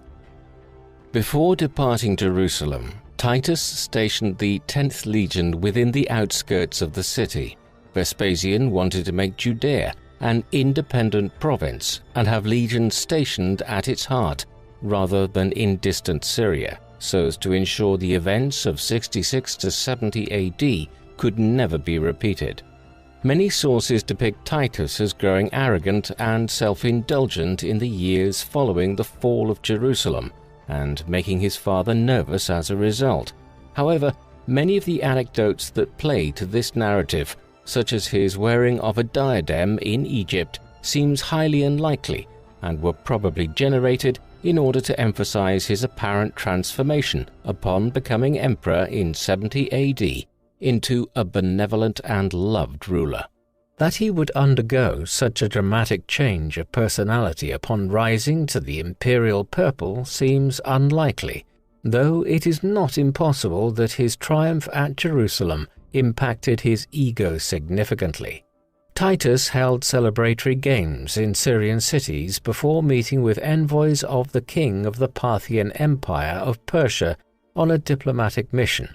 Roman military movements close to the Parthian border had generated suspicion, and thus the Flavian utilized his diplomatic talents to quell the nerves of the Parthians, and was presented with a golden crown by the envoys in honor of his victory over the Jews. After his diplomatic business was complete, Titus returned to Rome by way of Alexandria in early 71 AD, and was awarded a triumph by Emperor Vespasian. Since the days of the Republic, commanders who won great victories for Rome could be awarded a triumphal procession steeped in civic and religious significance to parade the spoils of war and experience the acclaim of hundreds of thousands of Romans. This joint triumph was celebrated by Titus, his father, and his younger brother Domitian, and its description by Josephus provides our most detailed account of a Roman triumph. The rebel leaders Simon Bar Giora and John of Giscala were paraded along with hundreds of the most handsome prisoners, whilst the looted treasures were displayed for all to see, with items taken from the temple itself displayed most prominently, including the menorah and the golden showbread table and a copy of the Torah. The procession, with Vespasian and his son the center of attention as they rode in magnificent apparel, ended at the temple of Jupiter, where Simon Bar Giora was taken to be executed, and the triumphant general went to offer a sacrifice in thanks to the chief deity of the Romans for their victory. To the Romans, the events of 70 AD demonstrated the triumph of their pantheon of deities over the God of Israel. The procession has been immortalized on the Arch of Titus, which still stands in Rome to this day. It was constructed in 81 AD by the Emperor Domitian, Titus's brother and successor. The arch contains panels depicting the triumphal procession and the fall of Jerusalem, with the images closely paralleling the description of events given to us by Josephus. Particularly clear on the arch's engravings is the 7-branched menorah, which is depicted being looted from the temple and paraded on the streets of Rome. The arch has been important in art history and was the inspiration for the Arc de Triomphe in Paris. Soon after the triumph, Titus's exalted political position was confirmed when he was formally granted tribunician power, which had, since the years of Augustus's rule, been the mark of an emperor or his heir designate, and Titus, along with his brother, had already been given the title of Caesar by the Senate before his return to Rome. Though it may seem fairly obvious to modern eyes that Titus would be Vespasian's successor, in the empire at this time, primogeniture was far from the established custom, and indeed, Titus would be the first son to succeed his biological father as emperor in the empire's history. Titus himself did not possess a male heir. Though he had been married twice, he did not show any enthusiasm for marrying again. Instead, he preferred the company of young men with whom he was thought to have had romantic relations. This was very ordinary in ancient Rome, even if excessive indulgence in sexual relations with younger men was perceived to be a sign of moral decadence. In today's terminology, Titus would likely be best described as bisexual. However, there is no such term in the classical Latin, and his romantic interests would not be seen as noteworthy or peculiar by the Romans of his day. Nor was there pressure on Titus to produce children, as his younger brother Domitian was being lined up as Titus's potential successor, so that the Flavian dynasty seemed secure. From 71 AD until the death of Vespasian, Titus was a close partner to his father and played a key role in the ruling of the empire. Though he was never co-emperor, and the hierarchy between Vespasian and those beneath him was always clear and adhered to. Vespasian held the titles of Augustus, Pontifex Maximus, head of the Roman state religion, and did not share them during his lifetime. Titus, however, held numerous important roles during the remainder of his father's reign, which underlined his position as the heir designate and ensured that challenges to power from outside the Flavian dynasty did not arise. Between 71 and 79 AD, he held the consulship 7 times alongside his father. This was by now a mostly ceremonial office, but it nevertheless is a testament to his influence at the highest levels of the Roman state. In addition, he was made protector of the imperial office and became Praetorian prefect in 73 AD, holding command of the Praetorian Guard, and thus responsible for the emperor's security and for security in Rome more generally. Titus also became Vespasian's chief administrative officer, in charge of penning edicts and dictating official letters, and he often represented his father to the Senate. Matters of strategic and civic importance remained the preserve of Vespasian, including masterminding the construction of the great Flavian amphitheatre known today as the Colosseum. Titus, however, seems to have been far from popular in Rome, as he often took his role as protector of the imperial office to brutal extremes. This, combined with a reputation for debauchery, led to him being seen as a second Nero. These tensions were fueled by his controversial relationship with Berenike, an Eastern client queen. Berenike was a member of the Herodian dynasty as the granddaughter of Herod the Great, and along with her brother King Herod Agrippa, she ruled a client kingdom of varying extent on the eastern border of the Roman Empire, where it is rumored the two engaged in an incestuous relationship. During the First Jewish Revolt, it was rumored that Titus and Berenike, who had supported Vespasian's bid for the imperial throne, engaged in a romantic affair. Indeed, Tacitus, writing around 40 years later, states that Titus abandoned his mission to Rome in 69 AD, not due to the civil war and the death of Galba, but because he was ablaze with passion for Queen Berenike. However, the exact nature of their relationship during this period is not truly known. In 75 AD, Berenike arrived in Rome, and it seems that her friendship with Titus was rekindled as she accompanied the imperial heir wherever he went, and she lived in his part of the imperial palace. Whatever the truth about the relationship between Titus and Berenike, the already unpopular Titus did not help his cause amongst the Roman people by being seen together with a controversial and influential Eastern queen, as the reputations of Cleopatra and later Zenobia of the 3rd century Palmyrene Empire would attest. Powerful Eastern queens could become figures of hatred and resentment in Rome, especially when they were perceived as having a malign influence over Roman leaders. Indeed, rumors of Berenike's incest and Titus's overwhelming infatuation with her during the Jewish campaign may well have been slanderous gossip in the vein of that which swirled around Cleopatra in the 30s BC. This reached a head when prominent philosophers of the Cynic school openly denounced Titus and Berenike in the public theatre. Though Titus responded to this denunciation brutally by executing one of the philosophers, he understood that his reputation was becoming tarnished in Rome, and sometime after 75 AD, he dismissed Berenike from his company. Nevertheless, by 79 AD, the year of Vespasian's death, Suetonius relates that the people of Rome feared the accession of Titus and of the reign of a second Nero, who would bring cruelty, tyranny, and excess back to Rome. His father was widely admired, having reigned with administrative prudence, competence, and being personally honest, moral, and decent. After the chaos of Nero and the year of the 4 emperors, Vespasian had restored order and prosperity to the empire, and through his calm and steady leadership, Romans were once more enjoying the peace and stability of the Pax Romana.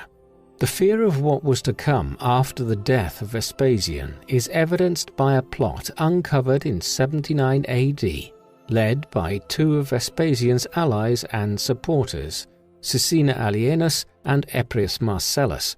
Though the details are very unclear, it seems the 2 men were plotting to overthrow the Flavian regime. Getting word of this, Titus acted quickly and Caecina was murdered, with Appius Marcellus put on trial and found guilty by the Senate before taking his own life.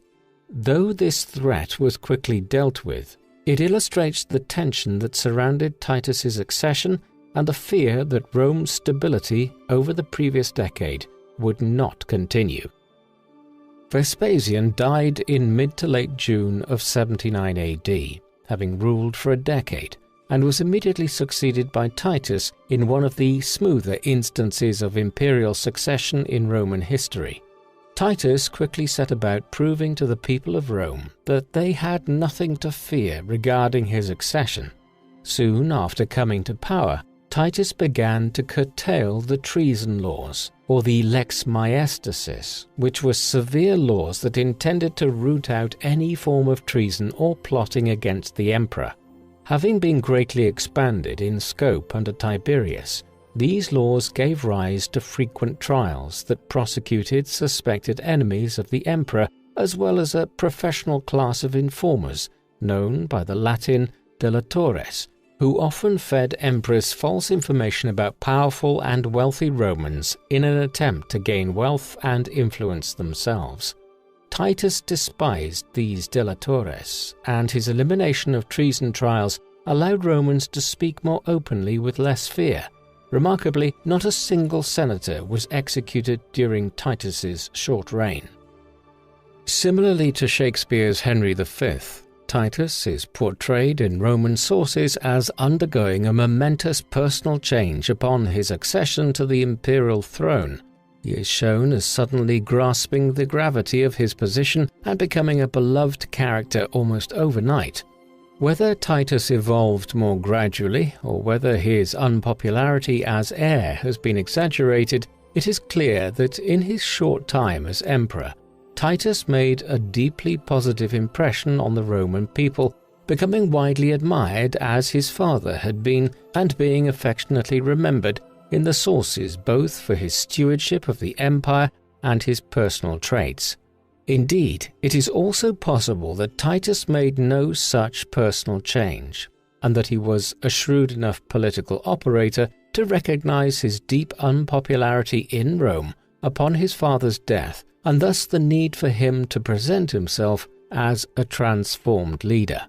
Titus faced problems early on in his rule, however, as just months after his father's death, Mount Vesuvius, just east of present-day Naples in southern central Italy, erupted in one of the most legendary and destructive natural disasters in human history.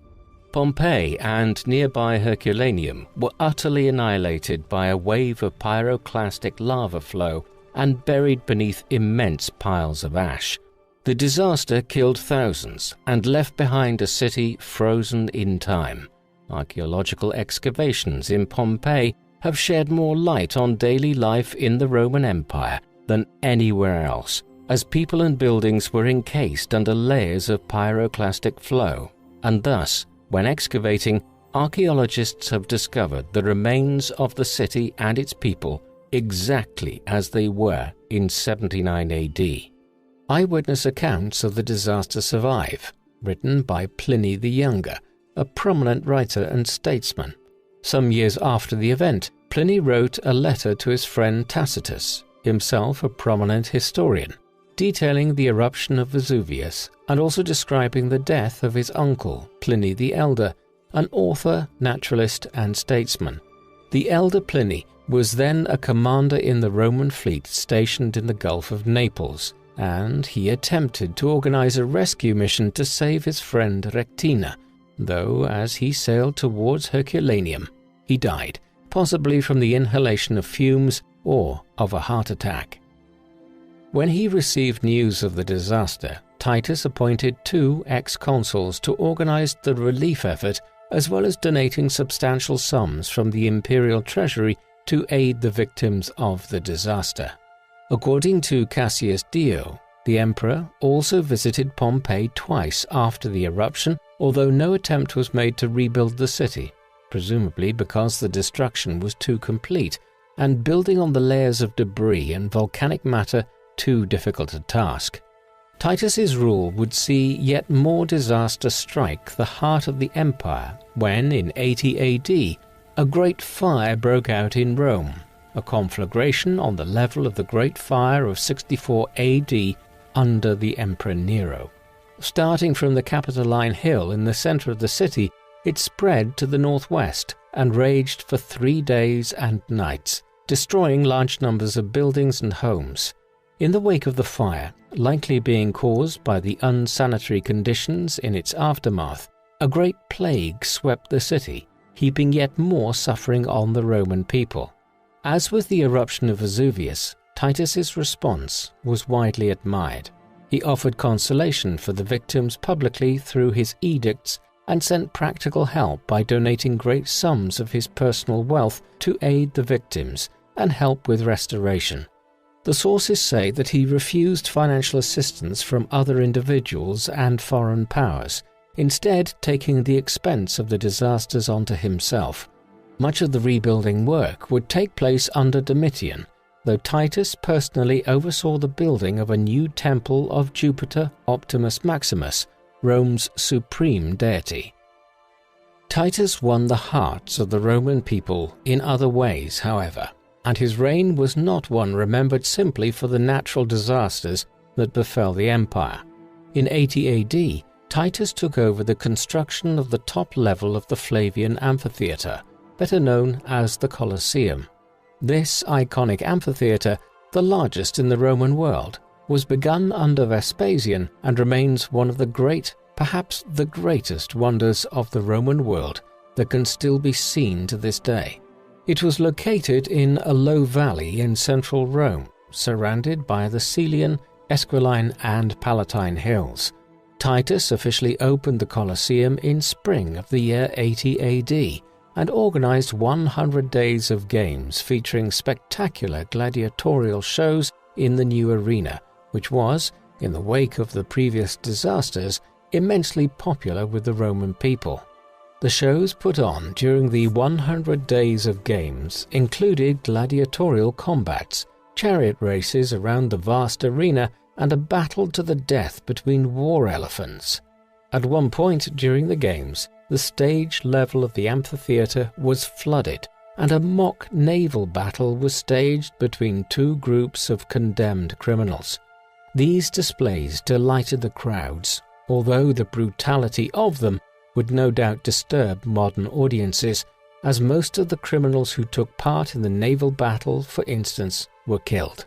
Another project completed by Titus that proved popular with the people of Rome was the new complex of public baths, which were opened in 80 AD. They were built on the southern slopes of the Oppio Hill, northeast of the Colosseum. Indeed, an access staircase was built that led from the Colosseum straight to the thermal rooms. The remains of these baths can still be seen today, though they were later dwarfed by the 3rd century baths of Caracalla and the early 4th century baths of Diocletian.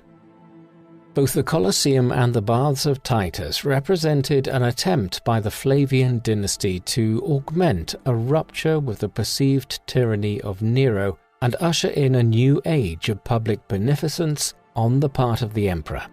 The land on which both of these projects were built was land that had been used by Nero to build his lavish Domus Aurea, or Golden House, a private palace of immense luxury that had been built in the aftermath of the Great Fire of 64 AD. With these projects, the Flavians were in effect returning land that had been used by the emperor to showcase his decadence and wealth to the Roman public to use for their own enjoyment. This was a symbolic gesture that was designed to showcase Titus and his father's commitment to the public good, in sharp contrast to their Julio-Claudian predecessor. During his reign, Titus also sought to revive the imperial cult in Roman worship and solidify the Flavian dynasty at the pinnacle of the Roman world. He thus helped to ensure that his father was officially deified around 6 months after his death, and attempted to promote the honoring of Vespasian to cement his and his brother's claim to the imperial throne. To this end, the foundations were laid for what would become the Temple of Titus and Vespasian in Titus's reign, and this work was completed in the reign of Domitian. A persistent challenge for Titus throughout his brief reign came in the form of his brother Domitian. Titus continued the practice of his father of consigning Domitian to relative political inactivity. Yet, despite this, the sources suggest that the younger Flavian was eager to gain glory like his elder brother had in the Judean campaign, and that he was impatient with his relative lack of influence throughout the 70s and into the 80s AD. Upon becoming emperor, Titus had made Domitian his official partner and successor, and appointed him as his co-consul in 80 AD. However, Titus did not bestow upon him any of the traditional powers and trappings of the imperial heir presumptive, such as the granting of tribunician powers that Vespasian had given to Titus, nor did he give to him a major role in the imperial government, and this no doubt further stoked Domitian's grievance. In regards to the external foreign policy of Titus as emperor, we have very little information from the ancient sources. Indeed, from the ending of the 100 Days of Games to mark the opening of the Flavian amphitheatre in July of 80 AD, until Titus's death in September the following year, the record tells us virtually nothing of the actions of Titus or of wider events within his empire. We do, however, have a short account of his death from Suetonius. He states that in September of 81 AD, Titus was travelling to the ancestral Flavian home in the territory of the Sabine Hills to the north of Rome, when he was struck by a sudden fever, potentially malaria, on his journey and died quickly. According to Suetonius, Titus's last words were allegedly, "I have made but one mistake." Whether or not the emperor spoke these words before he died is deeply disputable. Nevertheless, historians, to the extent that this story can be believed, have questioned whether Titus might have been referring to his brother. The sudden nature of Titus's death and the relative obscurity surrounding it have led some to suspect that his brother Domitian may have had some involvement in the death of his brother, knowing full well that he was the heir to the imperial throne. Certainly, Cassius Dio and other later Roman historians, many of whom loathed Domitian, wrote of plots concocted by Titus's younger brother to poison him and then seize the throne. Titus's last words, therefore, from this perspective, could have referred to his mistake in not eliminating his brother before it was too late. This, however, is pure speculation, and it must be emphasized that Domitian, who would rule for 15 years after the death of Titus, was utterly despised by many of the Roman authors upon whom we rely for our knowledge of imperial history, due to his tyrannical rule in his final years as emperor and, perhaps more importantly, for his shrinking of senatorial power, prestige and influence, and concentration of government in the court of the emperor. Most of the Roman historians were of senatorial class and came from a group that had notoriously bad relations with Domitian, and thus rumors of his involvement in Titus's death, though they cannot be completely discounted, should be viewed with a heavy amount of scrutiny. In any case, Titus was succeeded by Domitian in an orderly fashion, the latter proceeding to the camp of the Praetorian Guards upon hearing of Titus's death, and giving a donative to the soldiers, who then proclaimed him emperor. Shortly afterwards, the Senate met to decree honors for the deceased Titus and awarded Domitian imperium, the title of Augustus and the office of Pontifex Maximus, thus ratifying his accession to power. Titus was deified later in Domitian's reign, as his father had been. Assessing Titus the emperor is difficult due to the shortness of his reign, just 2 years and 2 months, and the relatively little information we have about it. His reign tends to blend into that of Vespasian's because it was Titus who completed many of the building works begun by Vespasian, such as the Colosseum, but also because his reign marks a continuation of Flavian's stability, competence and good governance. Certainly, the circumstances in Titus's brief reign were anything but stable, with eruptions, fire and plague. However, his response to these disasters demonstrated compassion and sense, and the problems that faced Rome in his reign were not the fault of the emperor and his governance, which is not something that can be said for many other periods in Rome's post-Augustan history.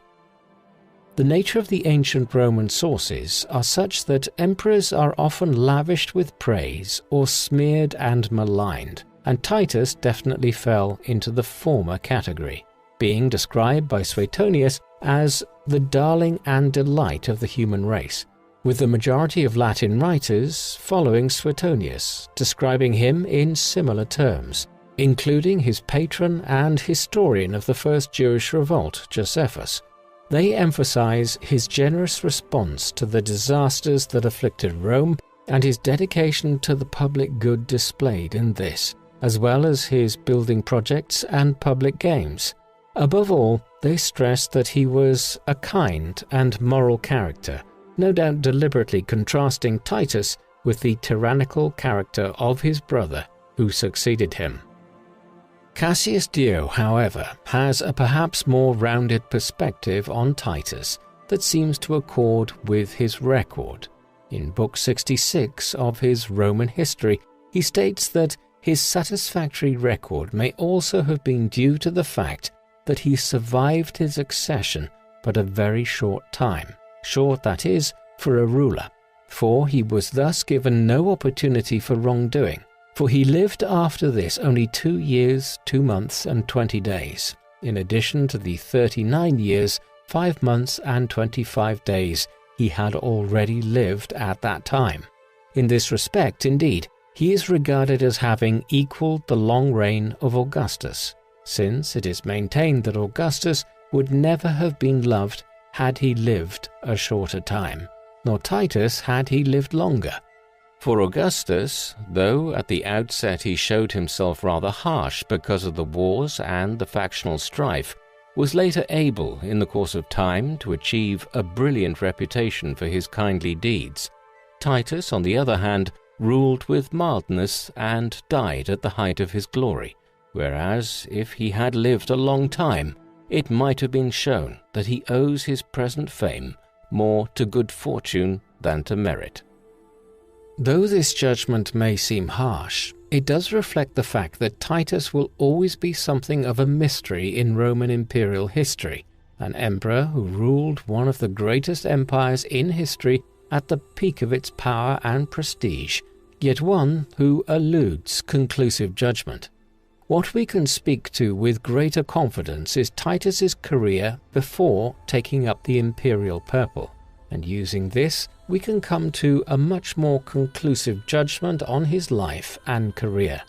He was a man who in many ways embodied and was deeply molded by elite imperial Roman culture. He was educated at the court of the emperor, alongside the emperor's son, and from a young age was set upon a path through the high levels of Roman politics. He was thus prone to indulgence and excess throughout his life, yet possessed a deep confidence in his own abilities and in his place in the Roman world, and stepped into roles of incredible power and responsibility, seemingly without hesitation or doubt. Due to his beneficent responses to disaster and his dedication of great public works to the people, as well as his popularity with many Roman historians and the hatred of emperors that preceded and succeeded him and his father, Titus was and is generally seen in a positive light, both by preceding Romans and by those who study Roman history to this day. The historical trend of dividing Roman emperors between those who were fundamentally good and those who were immoral and evil helps Titus's image, as he is always to be found on the side of the good emperors, alongside his father. His legacy is clouded by the excess and indulgence he displayed prior to becoming emperor, and by the somewhat thuggish nature he displayed when he was Praetorian prefect and in charge of the security of his father's regime.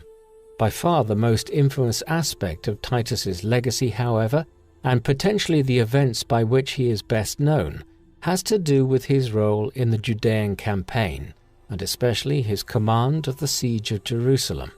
In the Roman world, this brought him great fame and acclamation, and underpinned his image and popularity for the rest of his life. The great wealth captured in the campaign and the pacification of the region were widely admired in Rome at the time, and would be remembered as one of the most famous and most effective Roman military campaigns of the 1st century AD. However, in Jewish history, Titus is remembered as a cruel tyrant, a merciless leader who brought devastation, slaughter, and destruction upon the most holy place in the Jewish world, killing many thousands of Jewish men, women, and children in the process. Jewish literature features him in numerous legends as a wicked figure who was cursed by God for his actions. To modern eyes as well, the Judean campaign appears brutal and shocking in its destruction, and Titus as a chaotic commander in the devastation he wrought on Jerusalem, or as a savage military leader with a disregard for human life. There is controversy over whether he intended to destroy the temple, but either way, this makes him a careless commander or a brutal one. Nevertheless, it must be emphasized that none of this was uncharacteristic for a Roman military commander. The destruction of such a holy place has meant that this incident has resonated especially through the ages, not least because the logic of ancient warfare, and especially Roman warfare, was well known, straightforward, and brutal. Failure to surrender a city meant almost certain destruction for that city, and defeat of a people meant death or enslavement for the vast majority. Rebellion against Rome's authority was punished by the legions in the most severe manner throughout centuries of republican and then imperial rule, and in this regard, very little about the first Jewish revolt and its destruction by Titus is out of the ordinary for the time. Another problem surrounding the revolt is the figure of 1.1 million Jewish people killed, that is often attributed to the siege of Jerusalem and its aftermath. Historians are clear that Josephus's claim is a wild exaggeration, as it is unlikely that 1.1 million Jews were resident in the entire Judean province, let alone were killed in the city. Whilst the number was no doubt significant, historians doubt whether it was above 100,000. In addition, the fact that Josephus, who was a close supporter of Titus, would attribute over 1 million deaths to his campaign demonstrates the extent to which a Roman audience did not see these casualties at Titus's hands as a bad thing, but rather the opposite. What do you think of Titus? Was he a good moral emperor who put the people of Rome first and was a key part of one of Rome's most successful imperial dynasties? Or was he a brutal and indulgent man whose short reign obscured his faults? Please let us know in the comment section. And in the meantime, thank you very much for watching.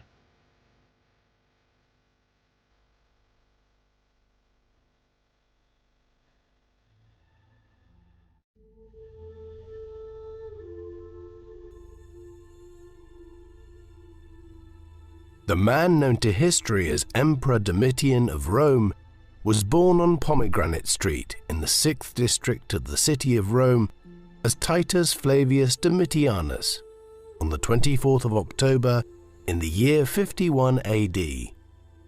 His father was Titus Flavius Vespasianus, a member of the gens Flavia, a Roman equestrian family. The Flavians had mixed fortunes during the chaotic decades of civil war, which characterized the end of the Roman Republic in the 1st century BC. Under the early empire, Vespasian's father had been a provincial tax collector, hardly a prestigious position, yet one which allowed for Vespasian to carve out a career as a middling politician and then use this to rise to relatively senior military offices in the Roman legions of the 30s AD. In the mid-40s AD, he was one of the most senior military commanders involved in the initial Roman conquest of southern Britain, and served there down to the early 50s AD. Right around the time Domitian was born, Vespasian retired and played no major part in public life for over a decade thereafter. Domitian's mother was Domitilla, the daughter of a quaestor, a minor Roman official involved in financial administration. She had married Vespasian in the late 30s AD. Their first child arrived soon after, a boy named Titus, while Domitian also had a sister named Domitilla after her mother, born about 5 or 6 years before Domitian. Hence he was the youngest of the 3 siblings, and there were 12 years separating him and Titus. For an individual who would later become the most powerful man of his time, we know almost nothing about Domitian's early life. Our most detailed source is a single passage written by Suetonius, a contemporary of his who wrote biographies of the first 12 Roman emperors. This simply states that Domitian grew up in great poverty and infamy, a fairly nondescript statement, and one which was also untrue. While the Flavians were not a major Roman aristocratic family, Vespasian and his family, including Domitian, would still have lived in comfort. Indeed, in 63 AD, after over a decade in partial retirement, Domitian's father was granted the governorship of the province of Africa, corresponding to modern-day Tunisia. This would have meant that for the vast majority of the time between when he was 11 or 12 years of age, in 63 AD down to the early 70s AD, Domitian barely saw his father, nor his older brother for the most part, as Titus was already emerging as a successful commander in the Roman military. Back in Rome, we can assume that Domitian received an education typical of the son of a middling Roman politician, one which was focused on subjects such as rhetoric, the law, and literature. Domitian's younger years were spent living through a period of Roman history in which the concept of imperial rule was solidifying. The Roman Republic came to an end in 27 BC, after decades of civil wars between figures like Julius Caesar and his great rival Pompeius Magnus, or Pompey the Great. After Caesar was assassinated in 44 BC, his great-nephew Octavian became his political heir, and after defeating Mark Antony in another civil war, established a political settlement in 27 BC, through which he changed his name to Caesar Augustus and adopted the title of Imperator, meaning commander or conqueror. We derive the term emperor from this. Yet what Augustus attempted to do was to make himself the first citizen of Rome, with a large number of magisterial offices. What this meant was that he was a powerful ruler, but he continued to govern in association with the powerful Roman Senate, comprised of the state's wealthiest and most esteemed political figures. As we will see, this had significance for how Domitian's reign would play out. After Augustus's death in 14 AD, his position as Imperator was inherited by various members of his dynasty, the Julio-Claudians. The Emperor Claudius was ruling at the time of Domitian's birth, but he was succeeded in 54 AD by the Emperor Nero. Despite his later reputation, Nero was a popular ruler at first, and through much of Domitian's childhood years, there would have been no indication that civil war lay on the horizon. One of the things that contributed to the outbreak of civil war when it came was a major disturbance in the east of the empire. In 66 AD, the Jewish people in the province of Judea launched a major revolt against Roman rule, after decades of heavy-handed behavior by the Roman authorities towards their religion and denigration of the sacred temple of Jerusalem by successive Roman governors of the province. This exploded into insurrection in 66 AD. The first Jewish revolt would last for well over half a decade. When it initially broke out, the Roman commanders in the eastern provinces around Syria and the Levant proved incapable of suppressing it, and so Nero soon appointed Domitian's father, Vespasian, to oversee the military campaign. Vespasian left along with Domitian's older brother, Titus, to wage war in Judea. Domitian was left behind in Rome as he was still reasonably young, though a young adult in Roman terms by then. His whereabouts and activities during this period, around 67 and 68 AD, are frustratingly unclear. Vespasian's first wife, Domitian's mother, died around this time, and it is probable that Domitian was living in the household of his uncle, Vespasian's brother, Titus Flavius Sabinus, in Italy, while Vespasian and Titus were engaged against the first Jewish revolt in the east. Although nearly all of the correspondence which the Romans engaged in with each other, the millions and millions of letters which passed over and back across the Mediterranean world over a period of centuries, have nearly all been lost, we can speculate that Domitian might have written to his father in Judea in the summer of 68 AD to alert him to momentous political events in Rome. The Emperor Nero had become increasingly unpopular in previous years as a result of the Great Fire of Rome, which destroyed much of the city in 64 AD, and a number of other developments, not least the outbreak of the Jewish revolt in the east. Early in 68 AD, the governors of provinces in Gaul and Hispania had rebelled against the emperor, and the crisis soon spread to Rome itself, where Nero lost all support, fled the capital and took his own life. He was succeeded by Galba, the governor of the Spanish province, who had been a major contributor to the war and who now seized power, bringing the Julio-Claudian dynasty to an end. Yet this was just the beginning of a sustained period of civil war. Galba was in turn murdered in January 69 AD by Otto, who in turn only ruled for 13 weeks before Aulus Vitellius, the commander of the Roman legions on the Rhine frontier in Germania, came south towards Italy and seized power as Emperor Vitellius in April 69 AD.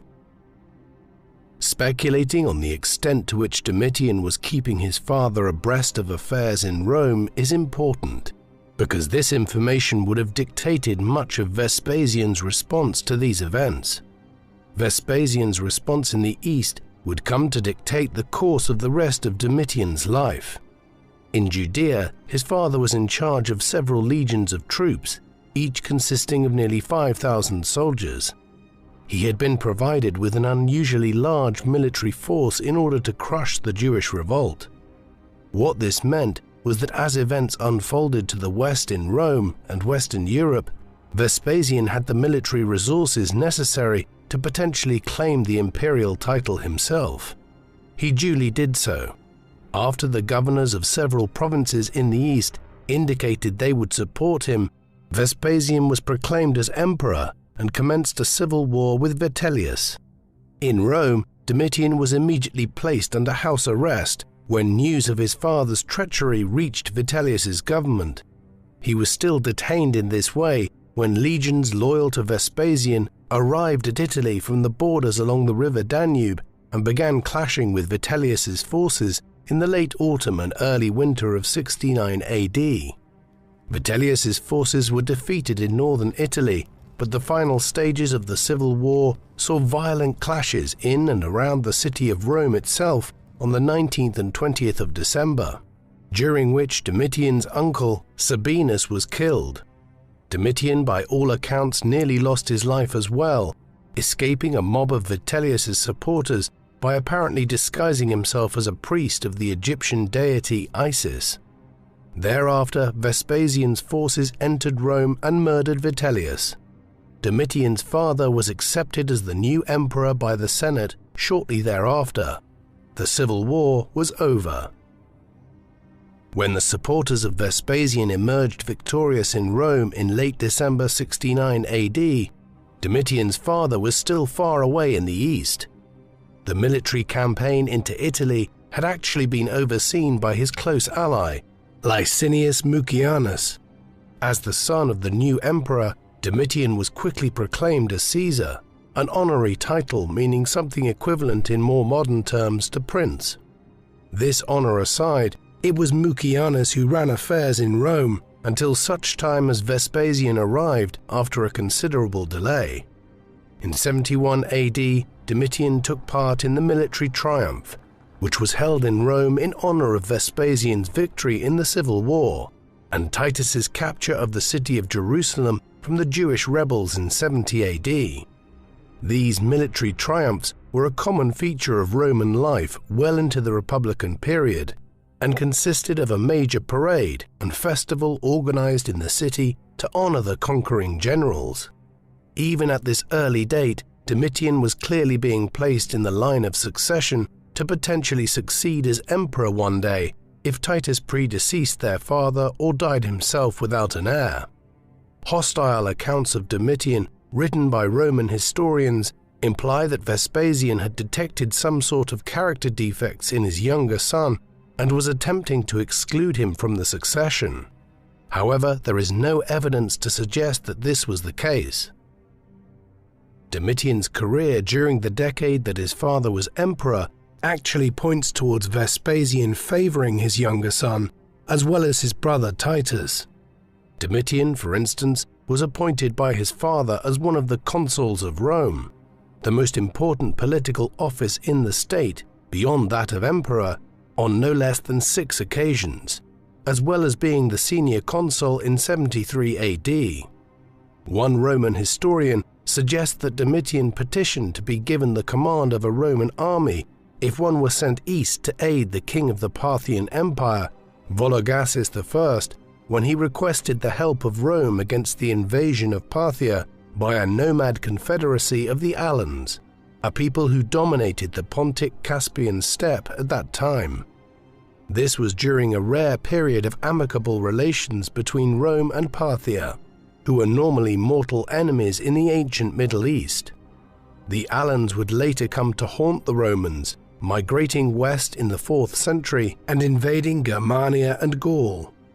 Domitian's desire to have been appointed to the command, had it materialized, may have reflected his hopes of achieving some military renown in emulation of his older brother Titus, who had been so instrumental in the suppression of the Jewish revolt. Beyond this, the 70s AD were also significant in Domitian's life for his marriage to Domitia Longina in 71 AD, the daughter of a renowned Roman general, Gnaeus Domitius Corbulo, who had been forced to end his own life by Nero in 67 AD, after the emperor became fearful of his popularity amongst the Roman people. Domitian and Domitia's marriage was largely childless. At least one child was born to them, but died in infancy, leading to the adoption of other children, a not uncommon occurrence in Roman society, where adoption was extremely common amongst the upper classes. Domitian's father died in the summer of 79 AD, just short of his 70th year. Titus succeeded him as a new hereditary dynasty, the Flavians, was firmly established. He was an enormously popular ruler by all accounts, owing to his military prowess in his earlier years and well-liked policies which he pursued during his brief time in power, notably a series of lavish festivities held in Rome to celebrate the opening of the Flavian amphitheatre, which Vespasian had begun the construction of years earlier and which is better known today as the Colosseum. No sooner had these games been held than Titus promptly died just 2 years into his reign at 41 years of age in September 81 AD. The symptoms of his death involved a fever of some sort, but it is unclear what actually killed him. It was all suspicious enough that biographers of Domitian after his own time suggested that he plotted to kill his brother, with one stating that when Titus became ill, Domitian, quote, ordered that he be left for dead. There is no evidence to prove this, but it did benefit him all the same. Titus had no children, and so Domitian became emperor of Rome at 29 years of age. His first order was to deify his brother, a common practice which stated that a Roman emperor had become a god in death. At the outset of considering Domitian's reign, it is worth examining how political power was shared in the Roman Empire, as well as the main sources which we have available for Domitian's life, and how those sources were biased by rivalry between the emperor and his staff and the Senate in the 1st century AD. While Caesar Augustus had claimed immense power back in 27 BC, he didn't become an absolute ruler in the sense of a modern dictator or an early modern absolutist monarch. Instead, he took the powers which several magistrates, such as the Roman tribunes, had held during the Republican periods into his hands. This gave him huge authority, but there were still some limitations on the emperor's behavior. Furthermore, the management of the Roman provinces was divided up, with roughly half of the empire's provinces being managed by the emperor and the imperial staff, known as the Familia Caesaris, or family of Caesar, and the other half managed by the Senate. What this indicates is that while the Roman emperors were enormously powerful, they were still expected to respect the Senate and the leading aristocratic families who provided the several hundred senators. Domitian, it seems clear from the available evidence, clashed with the Senate as his reign went on. This is highly significant in terms of how his time as emperor has been interpreted, as 2 of the 3 major sources for his reign were written by senators, and the third was also sympathetic to the Senate. These are the Lives of the Caesars by Suetonius, who was not a senator but generally presented a less than flattering picture of any emperor who was known to have clashed with the Senate. The writings of Tacitus, a senator and major political figure himself during Domitian's reign, and Cassius Dio, a Greco-Roman senator who was writing at a lengthy remove from events in the early 3rd century and who echoed the criticisms of Suetonius and Tacitus. All 3 presented a negative picture of Domitian, and this has colored views of the emperor down to the present day. However, it doesn't mean their view of him was wholly correct. Ancient Greek and Roman historians often did not try to write in an objective, neutral fashion, but instead sought to convince their readers of a particular political viewpoint, sometimes even presenting fabricated details if they suited their arguments. Hence, any appraisal of Domitian's reign should take into account this immense bias, which is inherent in the main sources for his life and reign. On occasion, the hostility towards him was somewhat inexplicable. Another writer, Pliny the Younger, also critiqued Domitian after he was dead, despite the fact that Domitian had facilitated Pliny's progression through the cursus honorum, the succession of offices which any aspiring political figure expected to ascend through in order to become governor of a province and senior member of the Senate. We have a clear example of how this tension between the emperor and the Senate and the traditional Roman aristocracy played out, in one instance that also relates to a major aspect of foreign policy during Domitian's reign. This comes from Britain. The Romans had been in contact with Britain since Julius Caesar's time, though it was not until the reign of Emperor Claudius in the 40s AD that the first conquest of the island was undertaken, with much of what is now southern England being brought under Roman rule during the reigns of Claudius and Nero. Domitian's father and brother had continued the policy of expansion there, and in the 70s AD, Roman legions campaigned north into northern England and westwards into Wales. In 77 AD, Vespasian entrusted this work into the hands of Gnaeus Julius Agricola, a member of an esteemed Roman senatorial family and an experienced military commander. He was made proconsul or governor of Britain by Domitian's father. Agricola was immediately successful, conquering the Ordovices tribe of Celts in Wales and on the island of Anglesey in his first years in command in Britain. Domitian left Agricola in charge in Britain upon his accession. The governor continued to do good work from a Roman perspective. In 83 and 84 AD, he campaigned as far north as any Roman army ever did, progressing through the Scottish lowlands and then heading further north into the highlands, clashing with the Celtic Caledonians there, and possibly even sailing by and landing on the Orkney Islands in 84 AD. This was as close as the Romans would ever come to subjugating the Caledonians, a people who had proved particularly resistant to Roman rule, requiring the Emperor Hadrian to build his famous wall across northern England a half a century later to keep them out of the Roman province.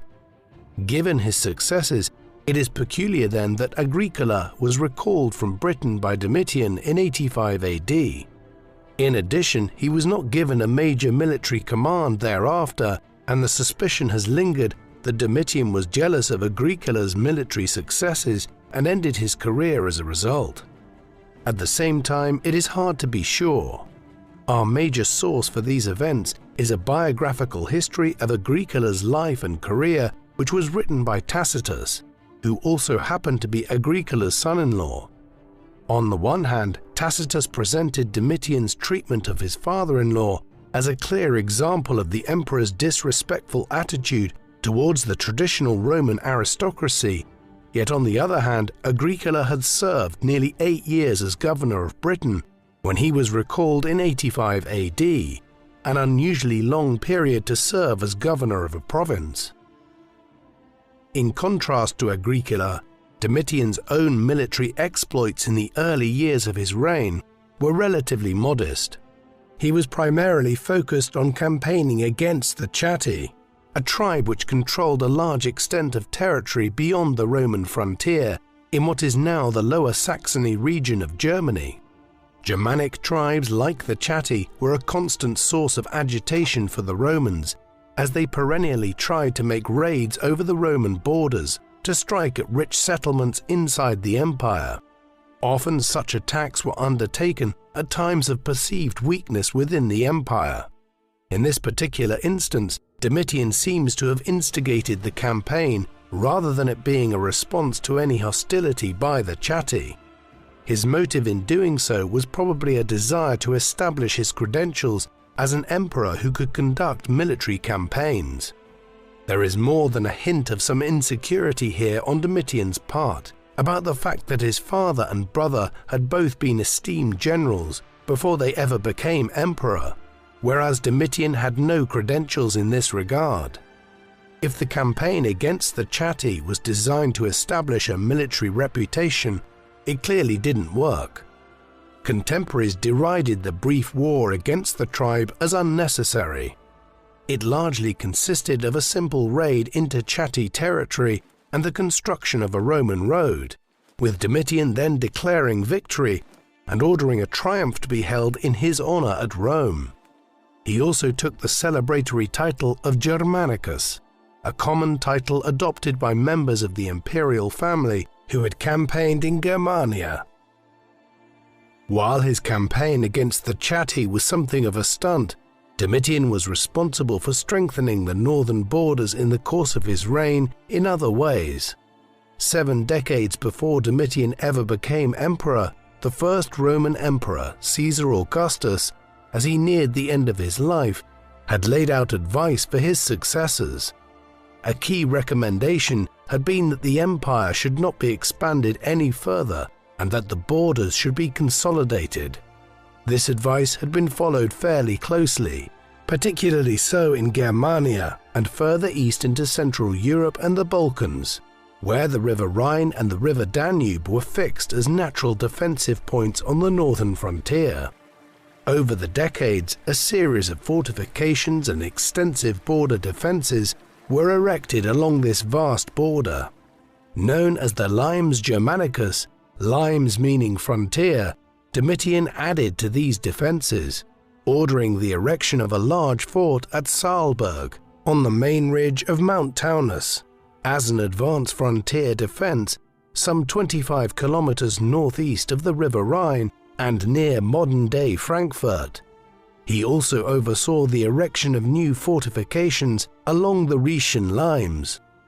This was the weakest point of the entire northern frontier, a 550-kilometer-long section of the border running between the River Rhine and the River Danube in southern Germany, which did not have the advantage of a natural river border. These building works were not confined to military fortifications along the long northern frontier. Like every emperor since Caesar Augustus, a ruler who famously remarked that he found Rome a city of brick and made it one of marble, Domitian oversaw a major building program in the Eternal City. Some of this focused on the amphitheaters and racing tracks there, while the construction and initial completion of the Colosseum, known in ancient times as the Flavian Amphitheater, was undertaken by Vespasian and Titus. Domitian did add to the work of his father and brother.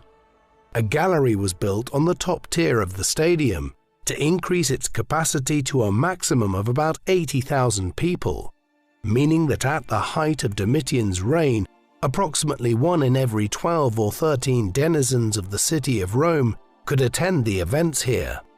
Domitian also was responsible for the construction of the Hypogeum, a system of subterranean tunnels and rooms in which gladiators prepared for the fights above and wild animals were kept.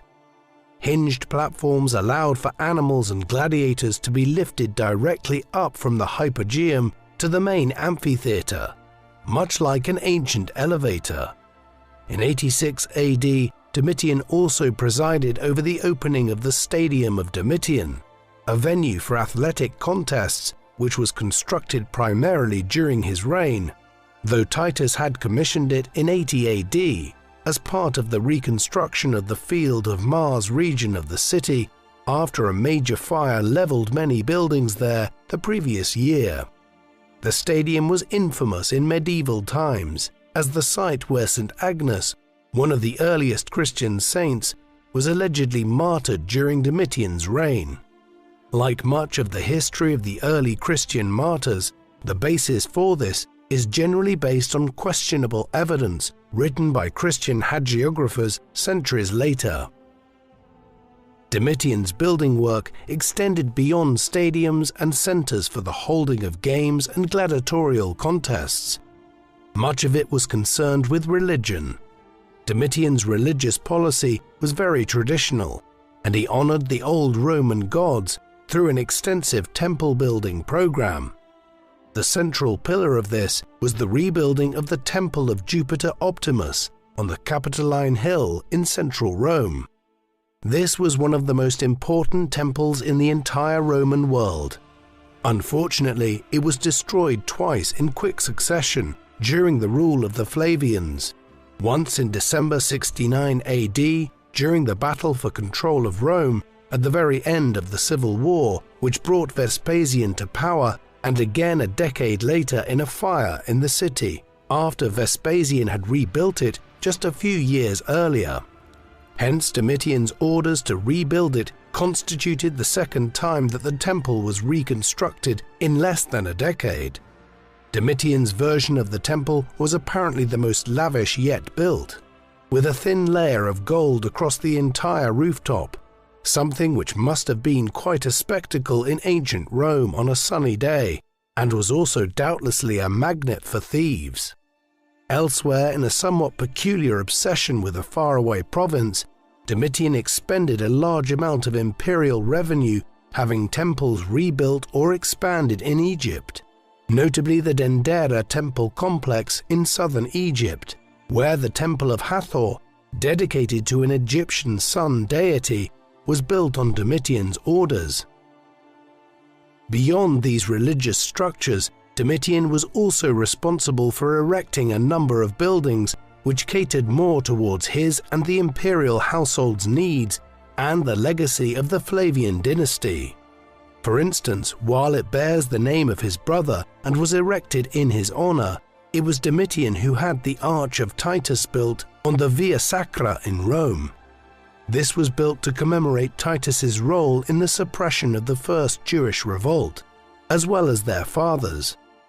The Arch of Titus has survived in a remarkable state of preservation and has been the inspiration for a number of triumphal arches built in more modern times, notably the Arc de Triomphe in Paris, commissioned in the early 19th century by Napoleon Bonaparte. The Arch of Titus was most likely designed by the architect Rabirius, who was also responsible for the design of the Villa of Domitian, or Alban Palace, a vast palace laid out for Domitian in the Alban Hills, not far from Rome, and overlooking the city's main port of Ostia. After its completion, Domitian spent a growing amount of time here. This may have contributed to the growing divide between him and the Senate. Another of his predecessors, Tiberius, became increasingly unpopular in the second half of his reign after he effectively abandoned Rome to go and live in his palace on the island of Capri, and it appears that the senatorial class were disillusioned by the idea that an emperor would rule in a heavy-handed fashion from a distant palace rather than from within Rome itself, where he would consult with the Senate regularly. Domitian might have spent lavishly on erecting these buildings in Rome, its environs, and in Egypt, yet he was not a spendthrift ruler. He was concerned with managing the public finances in a prudent manner, particularly after a fiscal crisis of sorts in the mid-80s AD. One of the few fields of endeavor which the ancient Greeks and Romans did not have a very sophisticated approach to was economics. There was only limited understanding of how issues like inflation and fiscal crises arose. In response to them, Domitian ordered reform of the Roman coinage.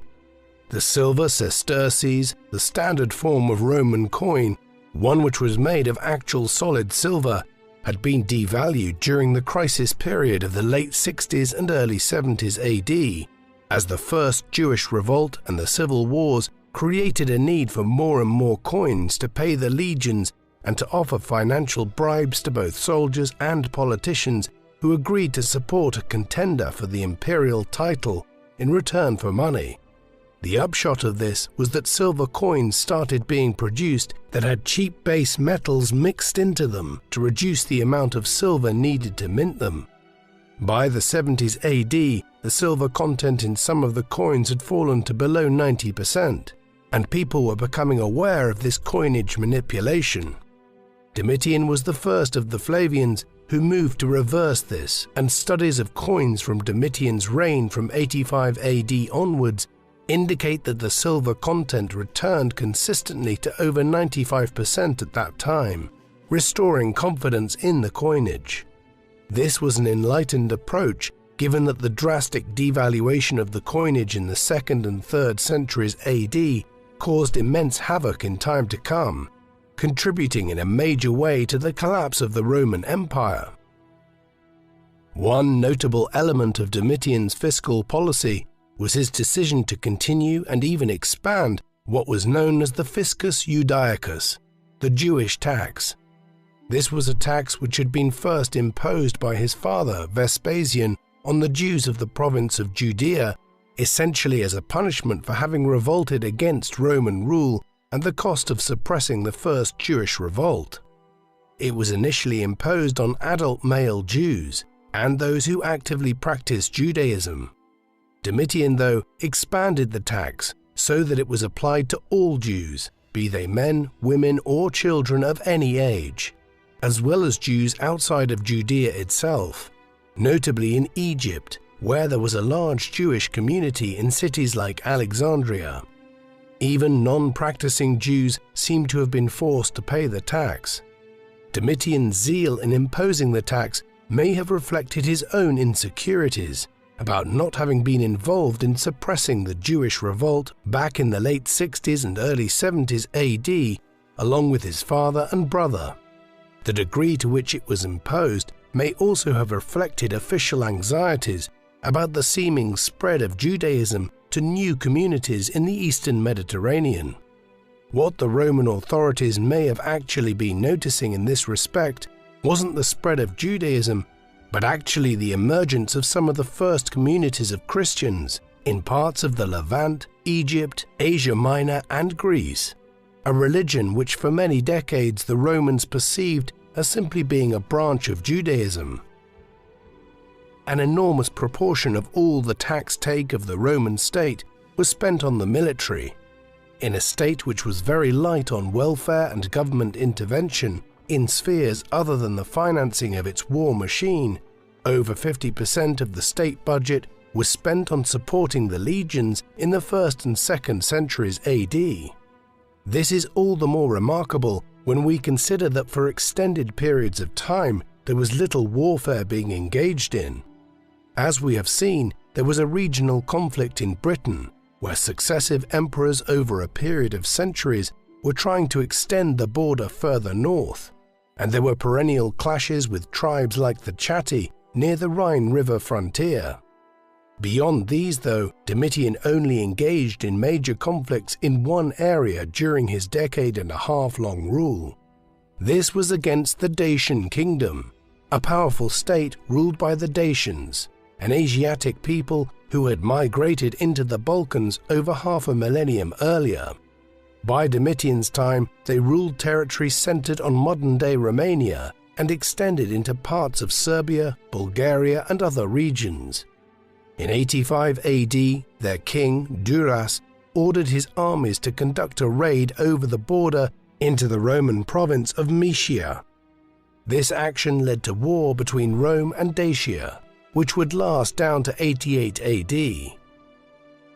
The Dacian War started terribly for Domitian.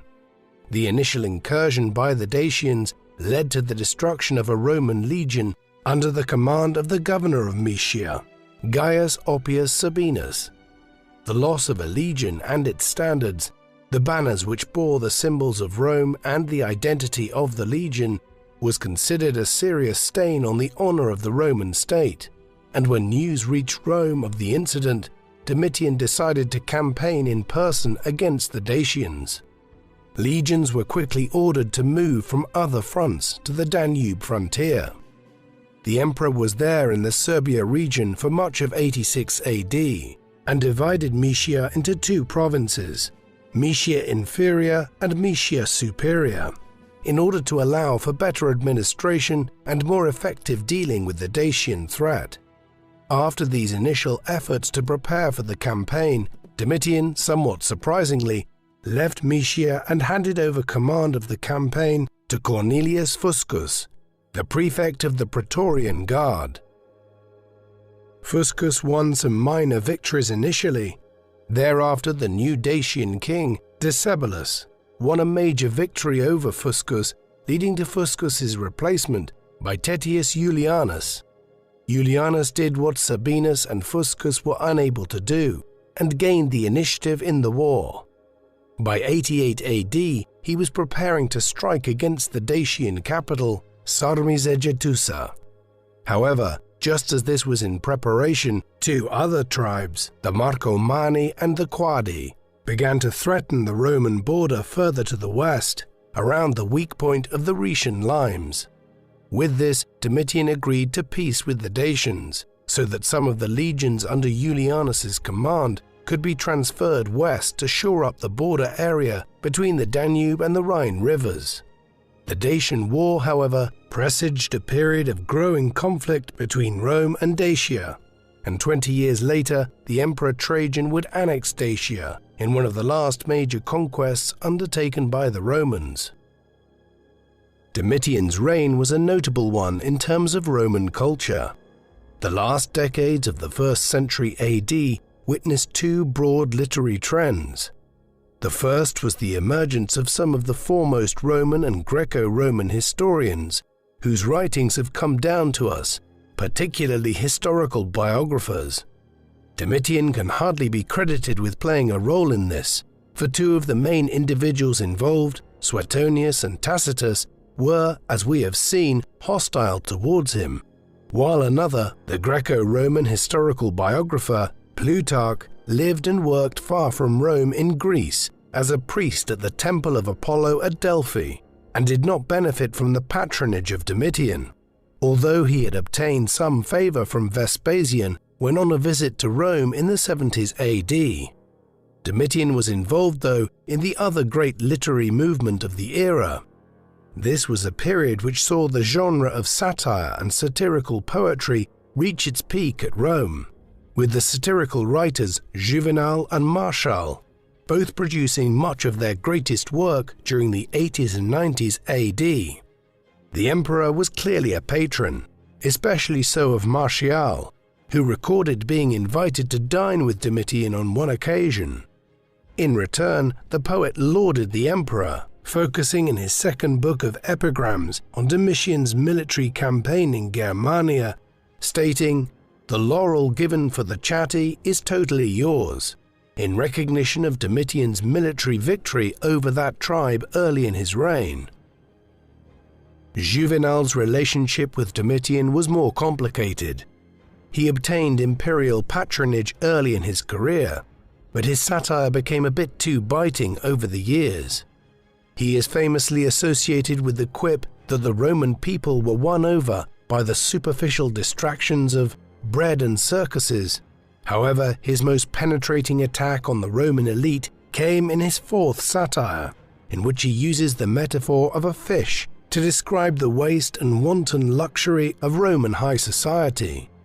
Juvenal was eventually exiled from Rome, though it is unclear if Domitian was responsible for his expulsion from the city or the Emperor Trajan. Certainly, Juvenal critiqued Domitian directly in some of his work. Nevertheless, his more overt attacks on the emperor were written many years after Domitian had died, when Juvenal was pandering in the 120s AD to new aristocratic patrons at a time when it had become fashionable to denigrate the deceased emperor. Overall, there is no major evidence to suggest that Domitian was any more inclined to censor writers in Rome than any of his predecessors, and the imperial government continued to patronize scholars who were not independently wealthy and who relied on aristocratic patronage for their living. This favor even extended to the Romano-Jewish scholar Josephus. Josephus was a former Jewish rebel commander who had been involved against Rome at the very start of the First Jewish Revolt. He was captured early on by the Romans and subsequently became a trusted advisor to Titus as he suppressed the rebellion.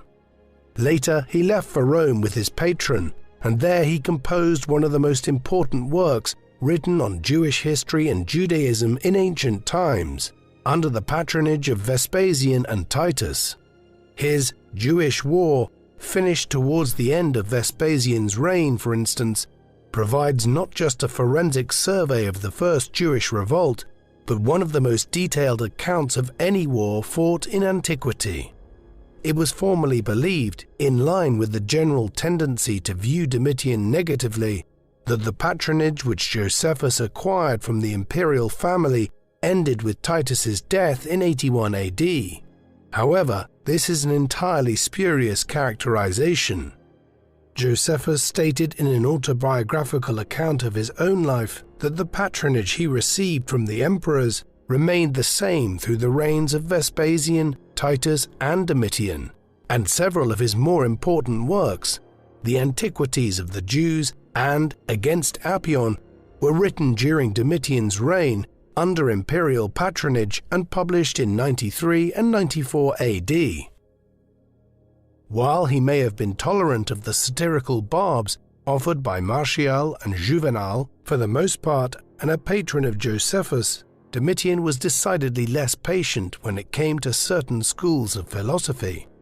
In 93 AD, he issued a decree which expelled the philosophers from Rome and the entirety of the Italian peninsula. These appear to have been proponents of the Stoic school of philosophy, one of several major schools which include Platonism, Cynicism, and Epicureanism. Prior to this, Domitian had ordered the execution of several prominent Stoics. His expulsion order ensured that one prominent Stoic philosopher, Epictetus, left Rome and set up his own philosophy academy across the Adriatic Sea in northwestern Greece, at Nicopolis. It used to be considered that Domitian was something of an outlier in deciding on such a course. However, further studies have indicated that several emperors of the 1st century, including Domitian's father Vespasian, issued decrees against the Stoics, who appear to have formed some sort of social opposition to rulers who were deemed to be too autocratic in the 1st century AD. What's peculiar about this is that the Stoics went from being figures of persecution in the 1st century to hold power themselves a century later. Marcus Aurelius, who ruled as emperor between 161 and 180 AD, was a noted Stoic philosopher himself. It is almost impossible to determine what Domitian was like on a personal level. This is because the best account that we have in this respect comes from Suetonius. Suetonius was a most unusual historian, one whose Lives of the Caesars is an immensely valuable source for the history of the early Roman Empire, yet whose tendency towards depicting the emperors almost like pantomime figures when it came to their personalities can make it difficult to separate fact from fiction. In particular, he had a tendency to exaggerate the supposed vices of the emperors. For instance, of Domitian, Suetonius tells us that, quote, "He was excessively lustful. His constant sexual intercourse he called bed wrestling, as if it were a kind of exercise," before informing us that Domitian, quote, "swam with common prostitutes." Elsewhere, he tells us that when he first succeeded Titus as emperor, Domitian would spend hours at a time locked away in his rooms, idling the time away, doing nothing except killing flies, while officials and imperial officers waited outside trying to get him to govern the empire. These passages aside, there is enough information provided by Suetonius to be able to begin to form some kind of accurate picture of who Domitian actually was. He was evidently taller than average, with a tanned complexion and large eyes, though evidently with poor sight. He was an educated ruler, one who was responsible for rebuilding and restocking many of the libraries across Rome, which had been destroyed during the Great Fire which consumed much of the city back in 64 AD during Nero's reign. This was clearly something of a passion of his, and Suetonius tells us that he expended a great amount of imperial finances on rebuilding the libraries as well as trying to reacquire as many works as possible, even dispatching many scribes to the great library at Alexandria in Egypt to produce copies of books there and bring them back to Rome. Beyond this, his other great interest seems to have been, like many other Romans, the games held in the amphitheatre and the racing tracks of the city, paying for gladiatorial contests and chariot races to be held frequently. He enjoyed gambling on these and on dice, though in other aspects of his life he was moderate in his habits, holding banquets on occasion, though usually retiring early and rarely drinking or eating to excess. Even emperors can be extremely self-conscious. Domitian, by all accounts, was a relatively handsome man in his younger years, but as he grew older, he gained weight and started to go bald. On one occasion, he stated of a senior political figure, "How I wish that I were as fine-looking as Machias thinks he is."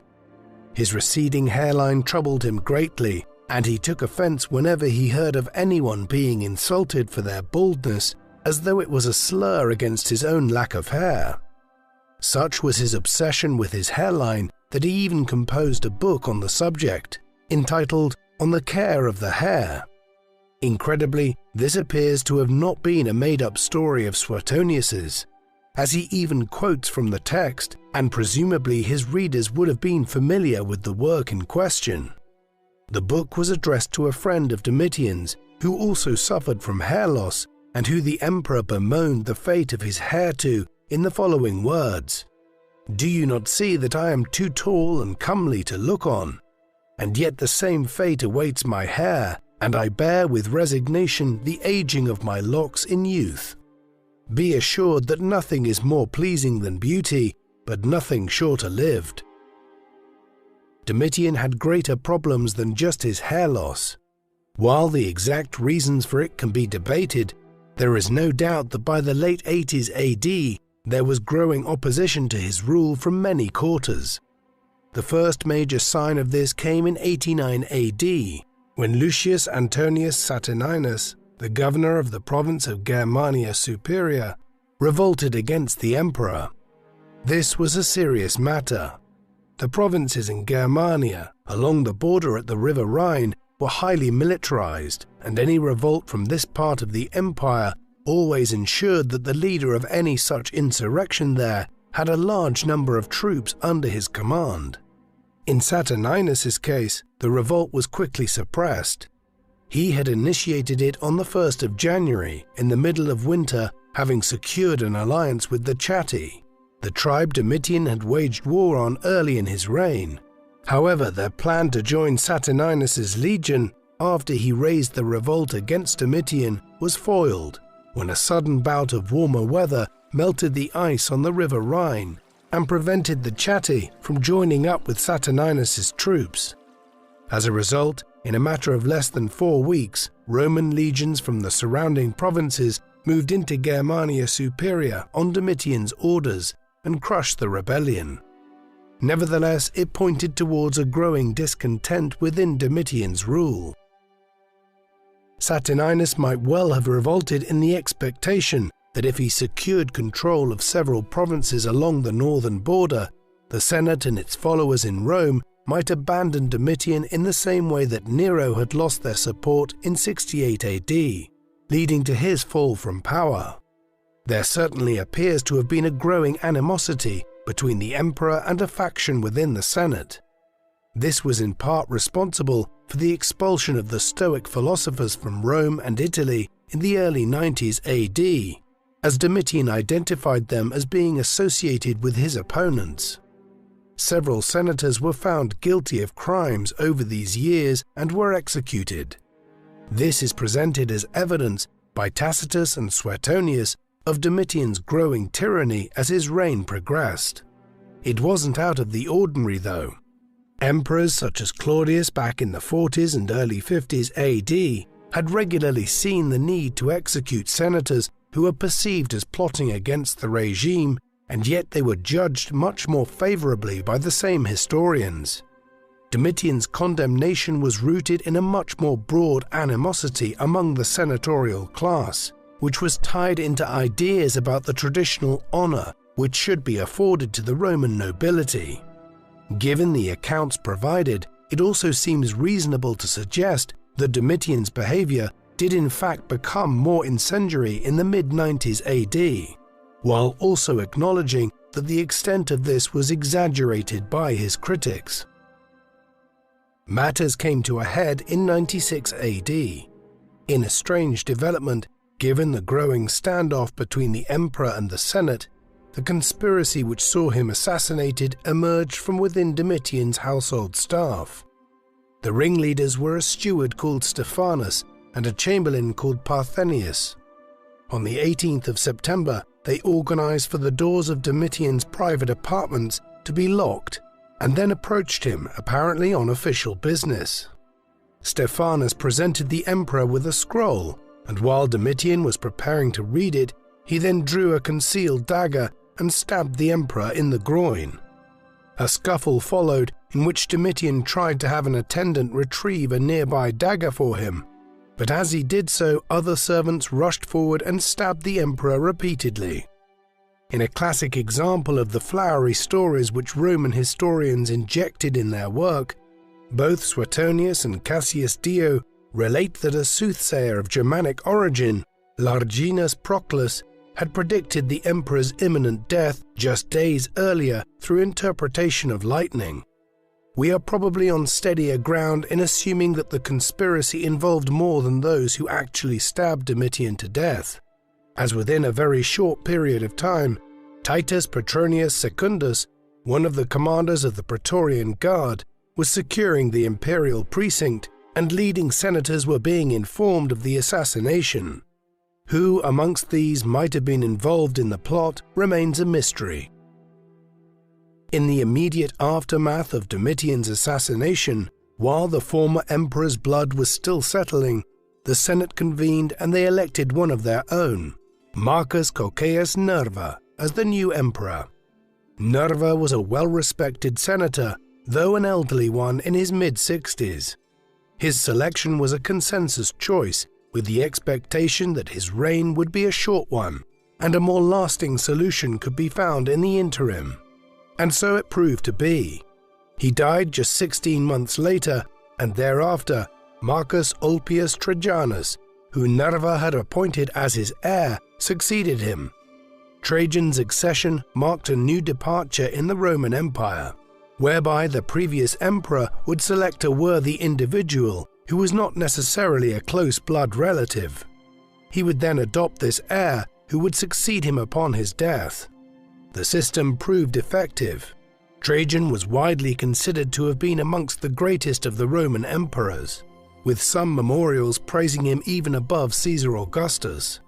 His successors also ruled well, and so the period from Domitian's assassination down to the death of Marcus Aurelius in 180 AD, encompassing the reigns of Nerva, Trajan, Hadrian, Antoninus Pius, and Marcus Aurelius, is typically referred to today as the period of the 5 good emperors, an age which the great Enlightenment historian Edward Gibbon deemed to be the era in which life was best for any people in any society in history. Domitian has traditionally been viewed as one of the more tyrannical of the Roman emperors. This is entirely in keeping with the view of him presented by Suetonius and Tacitus, in line with their senatorial bias. However, this interpretation of him needs to be taken with a very large pinch of salt. While there is no doubt that he clashed with the Senate and this proved to be his undoing, this does not necessarily mean that he was a poor ruler. If anything, it simply points to the power which the Senate held over a half a century after the creation of the empire. In other respects, his reign was successful. His building program was considerable, and in many ways he ushered in the Pax Romana, the Roman peace, which is more usually associated with the 5 good emperors. Furthermore, in many ways Domitian made strides to combat the issues which would be Rome's undoing. Beginning in the 3rd century AD, the empire entered a period of crisis based on the overt power of the military, which caused civil war after civil war, as well as the invasions of Germanic and Asiatic tribes across the Rhine and Danube into the empire, along with a fiscal crisis caused by the drastic lowering of the silver content in the Roman coinage. A century and a half before this crisis began, Domitian was taking steps to combat 2 of these 3 issues by reforming the coinage and increasing the silver content, and by establishing extensive fortifications along the northern border. In these respects, whatever the bias of his ancient biographers might have been, Domitian was in many ways a competent ruler. What do you think of the Emperor Domitian? Did he become a tyrant as his reign went on, or was he unfairly maligned by the senatorial class? Please let us know in the comment section, and in the meantime, thank you very much for watching.